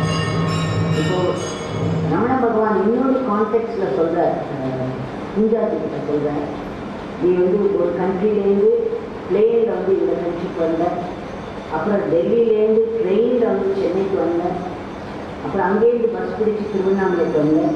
ரமணாசிரமம் வந்தது மாற்ற வேண்டிய விட்ட வேண்டியதான், அங்கேயும் பஸ் ஸ்டாண்ட்லேயும் மாற்ற வேண்டிய. ரமணாசிரமம் வந்த பிறகு மாற்ற வேண்டிய வெளியில் விட்டுட்டு காலால் தான் நடக்கும். இந்த காலால் நடக்கிற இடத்துல நான் பிளேனில் தான் வருவேன்னு சொல்ல முடியாது இல்லையா? பஸ் ஸ்டாண்டுக்கு நம்ம வந்து சென்னையிலேருந்து இதுக்கு வரத்துக்கு பிளேன் இல்லை, நான் பிளேனில் தான் வருவேன்னு சொல்ல முடியாது. ஆக வாழ்க்கையில் அந்தந்த ஸ்டேஜில் அந்தந்த காலகட்டத்தில் இறைவன் நமக்கு எப்படியெல்லாம் நம்ம கூட ஒரு இணக்கம் வருது, இறைவன் கூட அந்த இணக்கத்தை பிடிச்சிட்டு அந்த நேரத்தில் அந்த இணக்கத்தை நம்ம மேலே மேலே பெருக்கிட்டு போகிறதுல தப்பே கிடையாது. ஏன்னா ட்ரெயினில் வர முடியுமா? ஒரு தேசத்துலேருந்து இன்னொரு தேசத்துக்கு பிளேனில் தான் உண்டாகணும், பிளேன் தான் வேணுது. அப்போ அந்தந்த நேரத்தில் வாழ்க்கையோட காலகட்டத்தில் எப்படி எப்படிலாம் தெய்வம் நம்மளை ஆட்கொள்றதோ அதை அப்படி நம்ம அதில் ஆட்கொள்ளப்பட்டு அதுக்கு உட்பட்டு நம்ம நடக்கிறது வந்து தப்பே கிடையாது. கான்ஃப்ளிக்ட் இருந்ததுன்னா எந்த விஷயத்துலையுமே கான்ஃப்ளிக்ட் இருந்ததுன்னா அது சரி வராது. கான்ஃப்ளிக்ட் இல்லாத பட்சத்தில் எல்லாமே சரி அப்படிங்கிறத இந்த இது ஒரு நிகழ்ச்சியாக யோகி பகவான் நிகழ்ச்சியாக சொல்லியிருக்கார். அதெல்லாம் நம்ம திரும்ப திரும்ப இதெல்லாம் மனசுக்குன்னா சிரவணம்ங்கிறது ஒன்று, இதெல்லாம் நீங்கள் முன்னாடியே கேட்காதது எதுவுமே கிடையாது. இது மனநம். இந்த மனநம்ங்கிறது ஒரு விதமான தியானம். நொச்சு சுவாமி சொல்வார் அவருடைய இதுலெல்லாம் கேட்கறது வந்து காதால் கேட்கறது ஒரு சிரவணம், நம்மளுடைய ஆத்மா கேட்கறது இருக்கணும். ஒரு ஆத்மாலேருந்து இன்னொரு ஆத்மாவுக்கு டிரான்ஸ்மிஷன் இருக்குது டைரக்டாக. அதனால் இப்போ தூங்கி போனவாங்க இல்லை இப்போ மனசை வைக்காமல் வேற எங்கேயும் மனசை அலைஞ்சிருந்தாலும் இப்போ நம்ம சொன்ன விஷயங்கள் இப்போ எல்லாருமே ஒன்றா தான் நம்ம பயணம் செய்யணும். ஒன்றா இந்த ஒரு தலைப்பில் நம்ம எல்லாரும் ஒன்றா சேர்ந்து பயணம் செஞ்சுருக்கோம். இப்போ நடந்த ஒரு விஷயமும் நம்மளுடைய ஆத்மாவையும் போய் பதியும். அது அந்த உரிய நேரத்தில் அந்த மகாத்மாக்களால் ஒரு அனுகிரகம் பண்ணி அதை நமக்கு அதனுடைய ஆத்ம லாபத்தை எடுத்து தருவாங்க. அதனால் இந்த சத்சங்கம்ங்கிறது நம்ம இன்னைக்கு ரமண பகவானுடைய இந்த ஆராதனை விழாவில் நமக்கு ரமண பகவானை பற்றி நாம் என்ன பண்ணணுங்கிறத பற்றி திரும்ப திரும்ப சொல்கிறேன். ஆண்கள் வந்து அலுவலகத்துக்கு போனாலும் இல்லை என்ன ஒர்க் பிளேஸாக இருந்தாலும் இந்த உலகமே கடவுளுக்கு சொந்தம். அதனால் உங்கள் கம்பெனி உங்கள் பாஸுக்கு சொந்தமாக இருந்தாலும் அதுக்கு மேலே கடவுளுக்கு சொந்தம். அவர் தான் உண்மையான பாஸ். அதனால் நீங்கள் ஒரு அலுவலகத்துக்கு போகும்போது இந்த அலுவலகம் என்னுடைய பகவானுக்கு சொந்தம், ரமண பகவானுக்கு சொந்தம் அப்படின்னு நினச்சிட்டு ரமண பகவானே நான் இந்த அலுவலகத்தில் என்ன வேலை செய்யணும் அது நான் உங்களோட சேவையை நீங்கள் ஏற்றுக்கணும். நான் உங்களுக்காக செய்யணும்னா நீங்கள் தான் இதுக்கு சொந்தம். இதை வந்து உங்களோட வேலையாக உங்களோட சேவையாக நான் செய்கிறேன், இதை என்னுடைய சேவையை நீங்கள் ஏற்றுக்கணும்னு ஒரு பிரார்த்தனை பண்ணிட்டு இந்த சீட்டில் உட்காந்துக்கோங்க. அன்றைக்கி முடிச்சு அதுக்கப்புறம் நீங்கள் நினைக்கணுங்கிறது கூட இல்லை. அந்த வேலையை முடிச்சுட்டு சாயந்தரம் கிளம்பும்போது இந்த இடத்துல உட்காந்து இந்த அலுவலகத்தில் நான் என்னென்ன வேலை பண்ணிடணும் இத்தனையும் உன்னோட வேலை, இந்த அலுவலகமே உன்னுடைய அலுவலகம், இதை வந்து என்னுடைய பூஜையாக என்னுடைய சேவையாக நீங்கள் எடுத்துக்கணும்னு சொல்லிட்டேன்னா அந்த அலுவலகத்தில் நடந்த அத்தனை வேலை பூஜையாக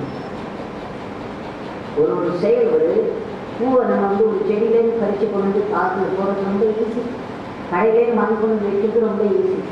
ஆனால் நம்ம அன்றாட வாழ்க்கையில் ஒரு ஆக்ஷனையும் இது வந்து என்னை பகவான் தான் பண்ண வச்சுருக்கா, இது அவருக்கு சொந்தம், இதை நான் உங்களுக்கு அர்ப்பணமாக வைக்கிறேன் அப்படின்னு ஒரு ஆக்ஷனே நீங்கள் அவர் காலில் போட்டீங்கன்னா எப்பேற்பட்ட பூஜை, மகா பூஜை இல்லை. அதனால் அலுவலகம் போகிறவா வந்து அவள் செய்கிற வேலைகள் எல்லாத்தையும் பகவானுக்கு அர்ப்பணமாக செய்யணும். அதே மாதிரி ஆட்கள் வந்து சமைக்கிறவா எல்லாரும் சமைக்கும்பொழுது நாம் இருந்தே சமைக்கலாம். பகவானே நான் உனக்காக தான் சமைக்கிறேன், உன்னுடைய நைவேத்தியம் நான் சமைக்கிறேன் அப்படின்னு ஒரு நினைப்பை அதை கூட்டினோன்னா அது நிஜமாவே பகவானை அக்செப்ட் பண்ணிப்பார். சமையல் முடிச்ச பிறகு பகவானே இது உனக்கு அர்ப்பணம் அப்படின்னு ஒரு கையை காமிச்சிட்டேன்னா கைக்கு காமிச்சா போதும், நீ கொண்டு போய் வச்சு இதெல்லாம் பண்ணணுங்கிறத உனக்கு பாவம் தான் முக்கியம். அது அப்படி காமிச்சிட்டேன்னா அந்த சாதம் வந்து பிரசாதமும் ஆகிடுது, அதனால அதுக்கப்புறம் நம்ம அந்த வீட்டையே பகவானுக்கு ஒரு வீடு அப்படின்னு நம்ம நினச்சிட்டோமோ அந்த இடத்துல பெருக்கிறதோ, இந்த பாத்திரம் தேய்க்கிறதோ, இந்த துணிமணிகள்லாம் இது பண்ணுறதோ, நம்ம என்ன வேலை அந்த வீட்டில் செஞ்சாலும் பகவானே உன்னுடைய வீடு, இங்கே நான் செய்கிற ஒன்று நான் உனக்கு பண்ணுற சேவை அப்படின்னு நம்ம நினச்சோம்னா அந்த வாழ்க்கை நமக்கு அப்படியே அழகான புதியாயிடும். இதோட என்ன தப்பு செய்யணும்? நம்மளால் இந்த வாழ்க்கையை வாழ முடியும், இறைவனோட இணக்கத்தோடு அங்கே வாழ முடியும். அப்போ தினம் ஒரு சக்ஸஸாக மாறும் பொழுது நம்ம சொல்கிற ஒரு வார்த்தை வந்து ஆரம்பிச்சிடும். நம்ம யாரையாவது தொட்டோம்னா அவளோட உடம்பு சரியாயிடும். இதெல்லாம் அந்த ஆத்மசக்தி. இந்த ஆத்மசக்தி எதிலேருந்து வரும்னா அர்ப்பணத்திலேருந்து. அவருடைய நாமத்துக்கு அவ்வளவு ஒரு பெரிய சக்தி, அனுபவத்தோட சக்தி இருக்குது. அந்த நாமத்தை செல்லும் பொழுது இந்த நாமி அந்த இடத்துல பிரசன்னமாகிற அவருடைய அதிர்வுகள்லாம் நமக்குள்ளே இறங்குறது. அது மட்டும் இல்லாமல் நம்ம இதோடு சேர்ந்து சேவையும் செஞ்சோம்னாக்க அந்த சேவை ஒன்றொன்றும் நம்மளை கடவுளை நோக்கி வேகமாக தள்ளி போகும். ஆனால் நம்ம அன்றாட வாழ்க்கையை நம்ம ஒரு பெரிய பகசாக மாற்றிக்க முடியும். அலுவலகம் போகிறவாலும் சரி, வீட்டில் இருக்க வேலை செய்கிறவாலும் சரி, நாம் பண்ணுறேங்கிற ஒரு தடவை நிறைய நாமத்தை சொல்லிட்டு விடாத போய் பகவான் நான் 20,000 நாமம் நான் முழுக்க பயணிச்சு நான் பண்ணிட்டேன்னு சொன்னபோது பகவான் சந்தோஷப்படுவார். யோகி சுவாமி சந்தோஷப்படுவார்னு நினச்சி நான் அவருக்கு சொன்னேன். அவர் பிரயோஜனமே இல்லை அப்படின்ட்டார். எப்படி இருப்பேன் என்னடா அது ராத்திரி முழுக்க எவ்வளோ கஷ்டப்பட்டு இந்த நாமத்தை சொன்னேன்னு நினைக்கணும். முதல் தடவை சொல்லும் பொழுது அந்த மாதிரி ஒரு அனுபவம். அப்போ சொல்கிறார், அவர் நீ சொன்னேன்ற நீ பண்ணின 20,000 நாமம் நீ நான் பண்ணு. My father made you to it. யாருக்கு அது கிரெடிட்டோ அவருக்கு அந்த கிரெடிட்டை கொடு. ஒன்றால் பண்ணவே முடியாது. இறைவன் தான் நான் சொல்கிறதே அந்த பொம்மலாக்க மாதிரி நமக்குள்ளே அந்த சைத்தன்யம் நம்ம மூச்சு காத்தா திருப்பி பண்ணுறதுனால தான் இந்த எல்லாமே நமக்கு செயல்படுது. இல்லைன்னா நம்ம மறக்கட்டவன் நம்மளை போட்டு ஒரு துணி தோண்டி குறைச்சிடுவான், இல்லைன்னா எரிச்சிடுவான். இந்த சைத்தன்யம் உள்ள இருக்கத்தானே இருக்கிற விஷயம். அப்போ அந்த சைத்தன்யம் தான் ரியல் டூவர். நாமளே ஒன்று கிடையாதுங்கிறது நீங்கள் ஆத்ம விசாரம் பண்ணாலும் தெரியும், இல்லை எல்லாத்தையும் அற்புதமாக சரணாகதி பண்ணாலும் தெரியும். இந்த ரெண்டுலேயுமே உண்மை படிச்சுட்டு தெரிஞ்சது. அதனால் இதெல்லாம் நம்ம அதை முடிஞ்ச அளவுக்கு நம்ம ப்ராக்டிஸ் பண்ணி ரமண பகவான் சொல்கிற ஆத்ம ஒரு நாணயத்தோட ஒரு பக்கம் ஆத்ம விசாரம், இன்னொரு பக்கம் சரணாகதி. அதனால் இதில் எது ஒன்றுனாலும் நம்ம எடுத்துக்கலாம். ஒரு நாளைக்கு மனசு சில நேரம் சாத்விகமாக இருக்கும், சில நேரம் ரஜசிக்காக இருக்கும், சில சமயங்களில் அது அமசிக்காக இருக்கும். அப்போ அந்த மனசை நம்ம ரஜசிக்காக ஆகும்போது ஒரு நிமிஷம் உள்ள உட்கார முடியுமா? ஒரு கொசு கடிக்கிற ஒரு தயாரித்து இருந்துக்கும், ஏதோ ஒரு காரணத்தை குறித்து எழுதிருக்கும், பரபரப்பரன்னு ஏதோ ஒரு வேலையை ஈடுபட்டே ஆகணும். அப்போ எப்படி கடவுளோட இணக்கம் பண்ணுறது? வாணி இப்போ இந்த உடம்பு செய்கிற காரியம் எல்லாம் உனக்கு நீ தான் எனக்கு உள்ளேன்னு இந்த உடம்பை வேலை செய்ய வைக்கிற. இது நான் செய்கிறேன் நான் நினச்சிக்கிட்டனால இதை உனக்கு நான் அர்ப்பணமாக செய்யணும். உனக்கு அர்ப்பணம்னு சொல்லணும். நம்மளுக்கு யோகி சொல்வார், தூக்கத்தை கூட நான் இப்போ தூங்க போகிறேன், இந்த தூக்கத்தையும் உனக்கு அர்ப்பணம் பண்ணுறேன்னு சொல்லிடுவேன். ஒன்றும் நம்ம சோம்பேறித்தனத்தை கூட அர்ப்பணம் நம்ம அதெல்லாம் அவசியம் தான் வருது. அதே மாதிரி இந்த தியானத்தில் உட்காரச்சு யோகி சொல்வார், இந்த எண்ணங்கள் தலைச்சியதுன்னா நினச்சிக்கோ, எண்ணம் ஒன்னொன்று கூட கடவுள்கிட்ட என்ன வரும்? கடவுள் தான் சோர்ஸ். அவர்கிட்டேருந்தா ஒரு எண்ணமும் வந்துட்டே இருக்குது. ஸோ இந்த எண்ணம் அவர்கிட்டேருந்து வருது அப்படின்னு நினச்சி அவரை பிடிச்சிக்கோ. எண்ணத்தை விட்டுருது. நம்ம என்ன பண்ணுறோம்? சாதாரணமாக எண்ணத்தை பிடிச்சிக்கிறோம், அவரை விட்டுடுவோம். அப்புறம் நமக்கு தியானம் சித்திக்கல எண்ணம். இது யோகி சொல்லி கொடுத்தாரு எனக்கு தியானம் பண்ணும்பொழுது. இந்த எண்ணம் கூட இது நல்ல எண்ணமோ கெட்ட எண்ணமோ இதுவும் அவர்கிட்ட என்ன வருது, பகவானே இதுவும் நீ தான் கொடுக்குற அப்படின்னு நீ பொண்ணை பிடிச்சிக்கணும். அந்த எண்ணத்தை கொடுக்குறாங்க. அதே மாதிரி ரமண பகவான் என்ன சொல்கிறாருன்னா, நான் பூவம்மை அப்படின்னு கேட்டுட்டே போ. அந்த ஆத்ம விசாரம் கொஞ்ச நேரத்தில் அந்த அணியிலேருந்து மனசு நிற்காமல் வெளியில் நம்பிடும், திரும்ப அதை கொண்டு வரும், திரும்ப அழிச்சு கொண்டு வரும். எப்படி நம்ம நாமத்துக்கும் கடவுளுக்கும் கொண்டு வரணும், அதே மாதிரி மனசு அந்த இடத்துல அயம் அதுக்கு கொண்டு வா, நான் உள்ள இருக்கே அந்த வீட்டுக்கு கொண்டு வா அப்படிங்கிறத மெத்தடெல்லாம் எல்லாம் சேமாக தான் இருக்குது. இந்த பாவம் கொஞ்சம் வித்தியாசமாக இருக்குது. அவாவா டெவலப்மெண்ட்டுக்கு எது புரியுதோ அதை எடுத்து நம்ம எப்படியாவது கடவுளோட ஒரு நெருக்கம் வச்சுக்கணும், இணக்கம் வச்சுக்கணும். அதுதான் வாழ்க்கையுடைய லட்சியம். தெரியவா எல்லாருமே சொல்கிறா, நீ எங்கே ஆஸ்திரேலியாவில் இருந்தாலும் சரி, அலாஸ்காவில் இருந்தாலும் சரி, கடவுள்னா வாழ்க்கையுடைய லட்சியம். கடவுளை நாம் ஞாபகம் வச்சுக்கிற நேரத்தில் மட்டும்தான் நம்ம உயிரோடு வாழணும். கடவுளை மறக்கிற நேரமெல்லாம் நம்ம ஒரு செத்த பணத்துக்கு எடுத்துனாலே எவ்வளோ ஸ்ட்ராங் லாங்குவேஜ். நம்ம கடவுளை மறந்து பரபரன்னு இதில் ஈடுபடுத்தலாம் ஒரு வேதத்தை தூக்கி அடைகிறோம். It is only when you remember God you truly live. You are serving the purpose of life. When you forget God, you are carrying a dead body. You may be breathing, but the purpose is not being served. அப்படிங்கிற இது நம்ம நினச்சிப்போம். கடவுளோட எப்படியாவது ஒரு இணக்கம் வச்சுக்கணும். நாமத்தினாலே, பக்தினாலே, இந்த ஆத்ம விசாரத்தினாலே ஏதோ ஒரு இணக்கம் வச்சு சதா உள்ள பிரார்த்திச்சுட்டே இருக்கும். ஆத்ம விசாரத்தில் கூட பல தடைகள் வரும், சந்தேகங்கள்லாம் வரும், பலவிதமான தடைகள் அறியணும். அப்பொழுதுதான் நம்ம கண்ணை மூடிந்து இந்த உள்ளே இருக்கக்கூடிய அந்த செல்ஃப்னு சொல்கிறோம் இல்லையா, இந்த ஆத்மாவுக்கே பிரார்த்தனை பண்ணிக்கலாம். அது கேட்கறது அது நடக்கணும். இதுவும் நான் அனுபவிக்கணும்னு சொல்கிறேன். பகவானே, நீ தான் உன்னை you must reveal yourself, your infinite glory. Please reveal yourself. I am unable to do anything. ஒரு இடத்துல ஒரு சமயத்தில் அது ஸ்டக் ஆகிடும், அதுவே நகர முடியாது, ஒரே இட்டாக இருக்கும். அப்போது நம்ம இந்த தெய்வத்தை உள்ள நோக்கி வேண்டினோன்னா அந்த பேர் ஆழமாக போய் அங்கேயே உதவிடும். இதெல்லாம் மனசில் கொண்டு வந்து எவ்வளவு நம்மால் கைவிடுத்த முடியுமோ அதையும் பகவானுக்கு அர்ப்பணமாக நம்ம பண்ணுவோம். பகவானுடைய நாமம் ஓம் நமோ பகவதி ரமணாய. அது சாட்சாத் ரமண பகவான் தான். அது சாட்சாத் இந்த சைத்தன்யமாக இருக்கக்கூடிய ஆத்மா தான். அதனால் ஆத்ம விசாரம் பண்ணினா தான் அந்த ஆத்மாவோட கனெக்ட் ஆகணும். இல்லை, இந்த நாமத்தை சொல்லும் பொழுதுமே அந்த ஆத்மாவோட அந்த சைத்தன்யத்தோடு கனெக்ட் ஆகிடும். ஏதோ ஒரு விதத்தை நம்ம எல்லாரும் கடை சேரணும்.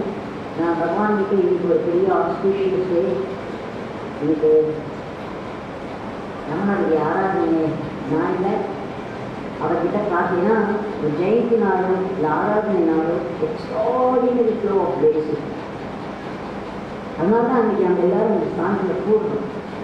அதனால் அந்த எக்ஸ்ட்ராடினரி பிளேஸில் இருக்கிற ஒருத்தருக்கும் கிடச்சி அவள் நம்மளை ஒரு சிறந்த முறையில் வழிநடத்தி நம்மளை அவள் கூட முயற்சி பண்ணிக்கணும் அப்படின்னு நம்ம பிரார்த்தனையை நான் திரும்ப திரும்ப பகவானிடம் சமர்ப்பித்து இந்த சக்தி வாய்ந்த சன்னதியில் நம்ம என்ன பிரார்த்தனை பண்ணினாலும் கண்டிப்பாக வரும்.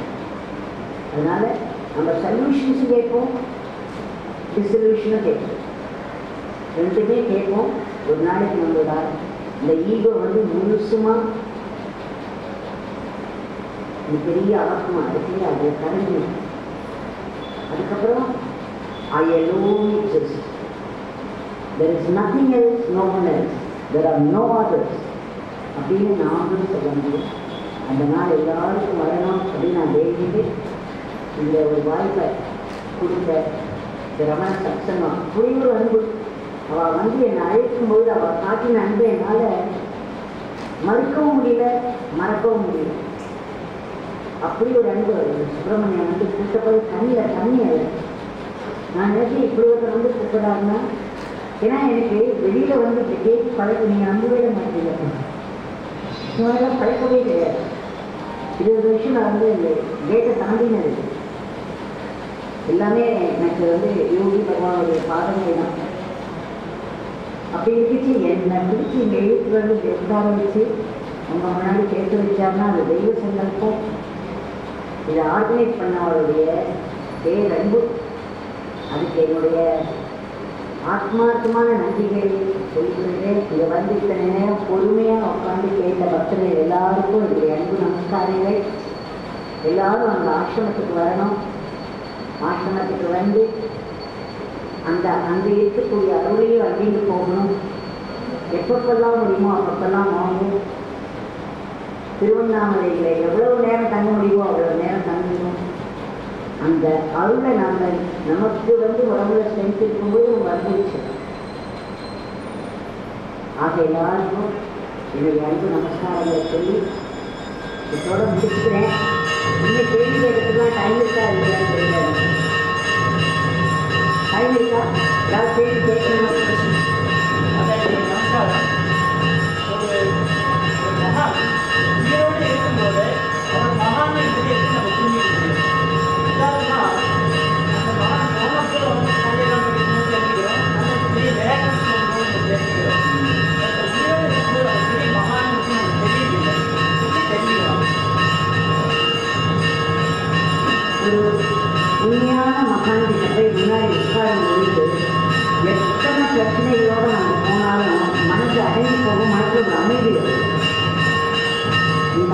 தான் கைகூடும்.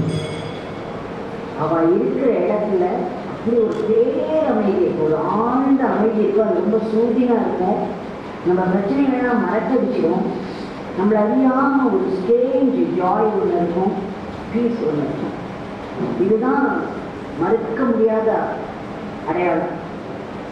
இது சில பேர் வந்து அந்த கண்ணில் பார்த்தாலே எனக்கு தெரியுது. நம்ம கண்ணில் வந்து சாதாரண பார்வையாக இருக்காது.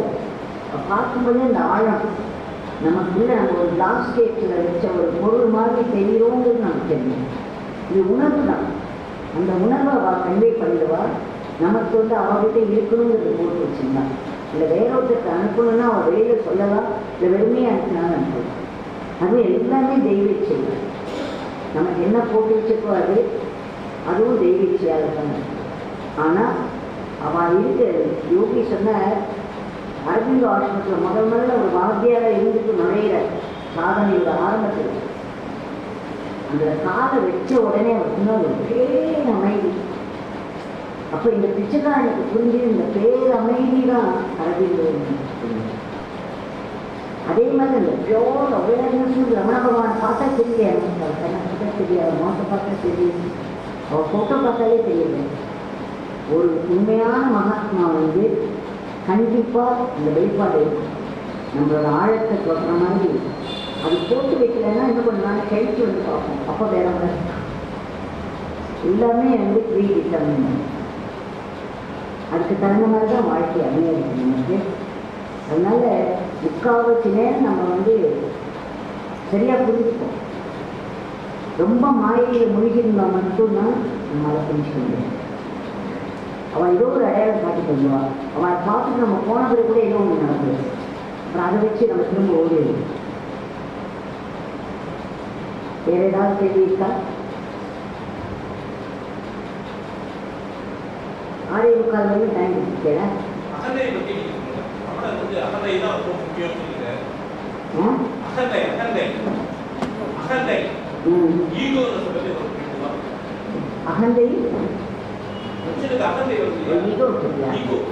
ஈகோவை பற்றி 2 வாரத்தை என்ன இப்போ நடக்குது.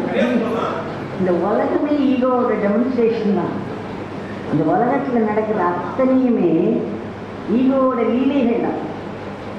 நம்ம தெய்வத்தோட லீலையை பற்றி பேசுறதுக்கு நான் ரொம்ப கொஞ்சம். நடக்கிறது அத்தனையும் அகம்பாவம். அதுதான் அகம்பாவம்னு சொல்கிறார் ரமண பகவான். சொல்கிறார் இந்த அகம்பாவங்கிறது போனால்தான் ஆத்மபாவம் வரும். இந்த அகங்கிறது போய் ஆத்மாவால் அது நிறைய இல்லையா. இந்த அகம்பாவம் என்ன பண்ணுறது, நான் இந்த உடம்பு, அப்போ நான் இந்த உடம்புனா இந்த உடம்பு ஒட்டி பிறந்தவா தான் என்னோட சகோதரர்கள் சகோதரிகள், இந்த உடம்பு பெற்று எடுத்தவா தான் என்னுடைய பெற்றோர்கள். இப்படி ஒரு நேரமாக ஒரு சர்க்கிள் போட்டு அது உள்ளே உலகம். அடுத்த வீட்டில் என்ன நடந்தாலும் சரி, எழுத்து வீட்டில் என்ன நடந்தாலும் சரி, எங்கள் வீட்டில் நடக்கக்கூடாது இல்லையா. நான் என்ன என் குழந்தைய நல்லா இருக்கும். நான் எனதுங்கிறது தான் தலைவிரிச்சு ஆடிட்டு எடுத்துட்டாலும். அதனால தான் பெரிய பெரிய சிட்டிலாம் ஒரு வீட்டில் கொலை நடந்தால் கூட அடுத்த வீட்டில் தவைன்னு கேட்க இல்லையா. இது அத்தனையுமே இந்த இதுதான். என்ன பண்ணினாலும் நான் இந்த உடம்பு அப்படிங்கிற அந்த ஐடியாவை நம்மளால் ஈஸியாக விட முடியாது. ஏன்னா 84 லட்சம் ஜென்மங்கள் எடுத்தாங்க இந்த எவல்யூஷனில். அப்போ ஒரு ஜென்மத்தில் எவ்வளோ பெரிய மூட்டை வாசனைகளை எடுத்து வருவோம். நம்ம நினச்சி பாருங்க, அந்த வாசனைகளை எவ்வளோ ஆழமாக நமக்குள்ள தங்கி இருக்கும். சேஃப் கார்டு எப்படின்னா அந்த வாசனைகள் எந்த இடத்துல இருக்குமான அந்த ஹிருதயத்தில் அந்த பரமாத்மா பக்கத்தில் ஜீவாத்மா ஒட்டியே இருக்குமா. So that well safe card. So இந்த உலகத்தில் நடக்கிற ஒன்னொன்றுமே இந்த அகம்பாவம், நான் இந்த உடம்பு அப்படின்னு நினைக்கிறதுனால இந்த உடம்புக்கு ரிலேட்டடாக இருக்கிறவா தான் என்னுடைய ரிலேட்டிவ்ஸ் அப்படின்னு நம்ம நினைச்சிட்டு, நான் இந்த உடம்பு இல்லை அப்படிங்கிற எண்ணம் வந்து எனக்கு அனுபவம் ஆகும் பொழுது இந்த உலகமே நான் தான் நினைக்கிறேன். இப்போ உங்கள் உடம்பு இருக்கு இல்லையா, உங்கள் கை தானே, உங்கள் கைன்னு சொல்கிறேன். உங்கள் கையிலேருந்து கால் இருக்கிறதுக்கு என்னுடைய கால் அப்படிங்கிறேன், என்னுடைய கை அப்படிங்கிறேன், என்னுடைய கைன்னு. இதில் எங்கேயாவது ஒரு இடத்துல ஒரு கொசு கடிச்சிருக்குன்னு வச்சுக்கோங்க, உடனே எனக்கு நம்ம கை நம்மளை அறியாமல் அந்த இடத்துக்கு போய் என்ன ரிலீட் பண்ணிக்கணுமோ பண்ணிக்கிறது. கால் அதுக்கு தகுந்த மாதிரி அட்ஜஸ்ட் பண்ணிக்கணும். உடம்பே அதுக்கு தகுந்த மாதிரி தன்னை பொசிஷன் பண்ணிக்கிறது. உடனே ஒரு ரிலீஃப்க்கு நம்ம முயற்சி பண்ணுறோம். உலகத்தில் எங்கேயாவது யாருக்காவது ஏதோ ஒரு பயங்கரமான ஒரு துக்கம் வந்துருக்குன்னா நம்ம அதை சரி பண்ணுறோமோ ஏன்னா என்னோட உடம்புல இருக்கிறது தான் என்னுடைய உறுப்பு. இதுதான் நான். ஒரு நாள் தான் இருக்கு. அந்த நாள் உடம்பு முழுக்க வியாபிச்சு என்னுடைய கை, என்னோட கால், என்னோட கண்ணு, இதில் எந்த உறுப்புக்கு ஒரு டேமேஜ் வந்தாலும் நம்ம துக்கத்தோடு அழகும். ஆனால் இன்னொரு உடம்புக்கு ஏதாவது ஆச்சுன்னா நம்ம அழகமா? என்னோட ஐ வந்து இதோட நின்றுது. இது கூட பிறந்தவாங்க கூட பிறந்தவா, மற்றவாங்க பிறந்தவா கிடையாது. ஆனால் ஒரு மகாத்மாவுக்கு அந்நியங்கிறதே கிடையாது. அவருக்கு இந்த உலகமே அவருடைய உடம்பு. இந்த உலகத்தில் இருக்கிற ஒரு ஜீவனும் அவர் தான். யாருக்காவது நான் பார்த்துருக்கேன், ரமண பகவான் வாழ்க்கையில் நடக்கிறது, யோகி பகவான் வாழ்க்கையில் நடக்கிறது. ரமண பகவான் வந்து யாரும் மாமரத்திலேருந்து இலைகள்லாம் கழிப்பார். அது தாங்காமல் பிடிச்சி போயிடுவார். அந்த இலைகளை கழித்து நமக்கு எப்படி ஒரு கேர்லெஸ்ஸாக நம்ம ஏதாவது ஒரு ஃபீலிங்கோட எவ்வளோ இன்சென்சிட்டிவாக இதெல்லாம் நம்ம பண்ணுவோம். டக்கு சத்து விட்டுதுன்னா அது கழிப்போம். இல்லையா ஏதாவது ஒரு பண்டிகைனா டக்கு நம்ம எல்லாம் துடிக்கிறார். அவருக்கு வந்த வழி மாதிரி. அதே மாதிரி யோகி பகவான் கலந்து நான் பக்கத்தில் இருந்து பார்த்தேன். சுதாமாவில் அவர் அந்த வராயில் உட்கார்ந்துருக்க, அவர் ஸ்மோக் பண்ணிகிட்டே இருக்க. அவருடைய ஸ்மோக் வந்து அவர் இந்த உலகத்துக்கு மற்றவாளோட ஸ்மோக்கோடு அதை கனெக்ட் பண்ண முடியாது. அது வந்து ஒரு எப்படி மாதிரி அவர் பண்ணிட்டு இருந்தார். அப்போ திடம்னு கையை காலத்தையும் முறுக்கிக்கிறார். அவரால் அந்த வழி தாங்கவே முடியல. நான் உட்காந்துருக்க பக்கத்தில் என்ன நடக்குதுன்னு எனக்கு தெரியல. என்னது ஹார்ட் அட்டாக் மாதிரி ஏதாவது இருந்தா அவருக்கு உடம்புல என்ன வேதனைன்னு தெரியல. கதறிட்டு எப்படி நிற்கிறேன். அடுத்த நிமிஷம் ஒரு பிடிச்சி எழுந்து வேகமாக இறங்குற. நான் பின்னாடியே ஓடுறேன். போய் அடுத்த காம்பவுண்ட் போய் நிற்கிறோம். அங்கே போய் இப்படி நிற்கிற ஒரு காலம் முன்னாடி வச்சு இப்படி நிற்கிற. கண்ணில் தண்ணி ஒன்றும் பக்கத்தில் இருக்கிற ஒரு மாமரத்தில் 4-5 பேர் மேலே உட்காந்துருக்கோம். ஆளுக்கு ஒரு சாக்கு கையில் வச்சுருக்கா. அவள் அந்த மாதிரி இலை இருக்கே, மா இலை எல்லாம் பறிச்சு டப்புன்னு போட்டுருக்கா. இவர் போய் அங்கே நின்னாலும் அப்படி பார்த்தாரு. எல்லாம் தொப்பு கீழே போயிட்டு ஓடியே போயிட்டாங்க. அப்போதான் எனக்கு புரிஞ்சுது, அந்த மாமரத்து இலையை பறிக்கிற வேதனையை இவரால் தாங்க முடியும். நாங்கள் உட்காந்துக்கிற இடத்துல இந்த மாமரத்தை பார்க்கவே முடியாது. அடுத்த காம்பவுண்டில் இருக்கு. ஆனால் அவருக்கு வந்து இந்த உணர்வு, அவன் உடம்பு தாண்டின உணர்வு இல்லையா? அதில் எந்த இடத்துல என்ன ஒரு துக்கம்னா, அந்த மாமரம் அழுத்துக்குன்னா மாமரத்துக்கு வேணும்னா அவள் துடிக்கிறார். யோகி என்கிட்ட அடிக்கடி ஒரு வார்த்தை சொல்வார். எல்லாம் ஒரு உலகத்தில் ஒன்றுக்கு ஒன்று இணைஞ்சிருக்கு. எப்படின்னா, நம்ம புல்லு மேலே நடந்து போகிறச்சே நம்ம நினைக்கிறோம் அந்த புல்லுக்கு வலிக்குங்க. காலை வச்சு அமுக்கி எப்படி போகிறோம், அந்த புல்லுக்கு வலிக்குமா? அது எப்படின்னா, தள்ளி எத்தனையோ மைல்ஸ், எத்தனையோ லைட் இயர்ஸ்ன்னு சொல்லுவாங்க. அத்தனை ஆயிரக்கணக்கான மில்லியன்ஸ் ஆஃப் மைல்ஸ்க்கு அனட இருக்கிற ஒரு ஸ்டார் நடுங்குமா. நீங்கள் வந்து when you trample upon a blade of grass, a distant star trembles. அப்படி எனக்கு ஒரே கான்ஷியஸ், நம்ம சொல்ல ஒரே கான்ஷியஸ்னஸ், ஒரே அவேர்னஸ். இந்த எப்படின்னா ராமகிருஷ்ணபுரம் ரொம்ப அழகாக சொல்கிறார். ஒரு சமுத்திரத்தில் இதோ அலாஸ்காலாம் போய் பார்த்தேன்னா, அந்த படம்லாம் பார்த்தேன்னா தெரியும், அங்கங்கே பனிக்கட்டி உடஞ்சிருக்கும். ஸோ அங்கங்கே இருக்கிற வாட்டர் வந்து தண்ணி வந்து பனிக்கட்டியாக உடஞ்சிருக்கு. அதெல்லாம் ஒரு மேனிஃபெஸ்டேஷன், ஒரு அவதாரம்னு வச்சுக்கலாம். இல்லை நம்மளை மாதிரி அதெல்லாம் வந்து ஒரு க்ரீச்சர்ஸ். எனக்கு தமிழில் சொல்ல தெரியல. அந்த மாதிரி எழுதி இந்த கான்ஷியஸ்னஸ் அப்படிங்கிற ஒரு சீயை, இந்த ஒரு கடல் மாதிரி இருக்கிற அந்த கான்ஷியஸ்னஸில் அங்கங்கே ஒரு சின்ன சோல், ஒரு ஜீவாத்மான ஒரு மாயை ஒன்று கூட்டு வச்சு அதுக்கு ஒரு உடம்பு கொடுத்து அதுக்கு ஒரு ரோலை கொடுத்து அது நடத்தியிருக்காங்க. ஈஸ்வரன் நடத்தியிருக்கான், ஈஸ்வரி நடத்தியிருக்கா. ஈஸ்வரன் சொன்னாலும் சரி, ஈஸ்வரின்னு சொன்னாலும் சரி, எல்லாம் ஒன்று அதுதான் நடத்திருக்கு. அப்படி இருக்கிறதுனால வந்து நமக்கு அந்த தெய்வமே அந்த ஈகோ வச்சிருக்கிறதுனால தான் நம்மளால் விட முடியல. அந்த ஈகோவும் தெய்வம் இருக்கும் இல்லையா, அதுக்கு ஒரு பவர் வந்துடுறது. தெய்வம் வைக்கிறதுனால அதுக்கு ஒரு பவர் வந்துடுறது. அந்த பவர் தான் இப்போ ஆசம்பூசம்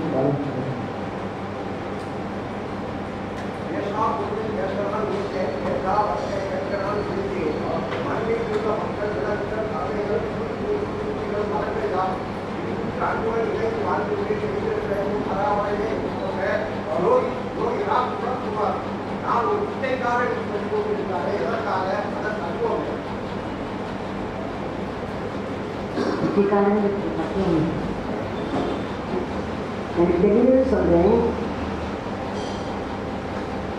பகவான் வந்து சொன்னார் ஒரு நாள்,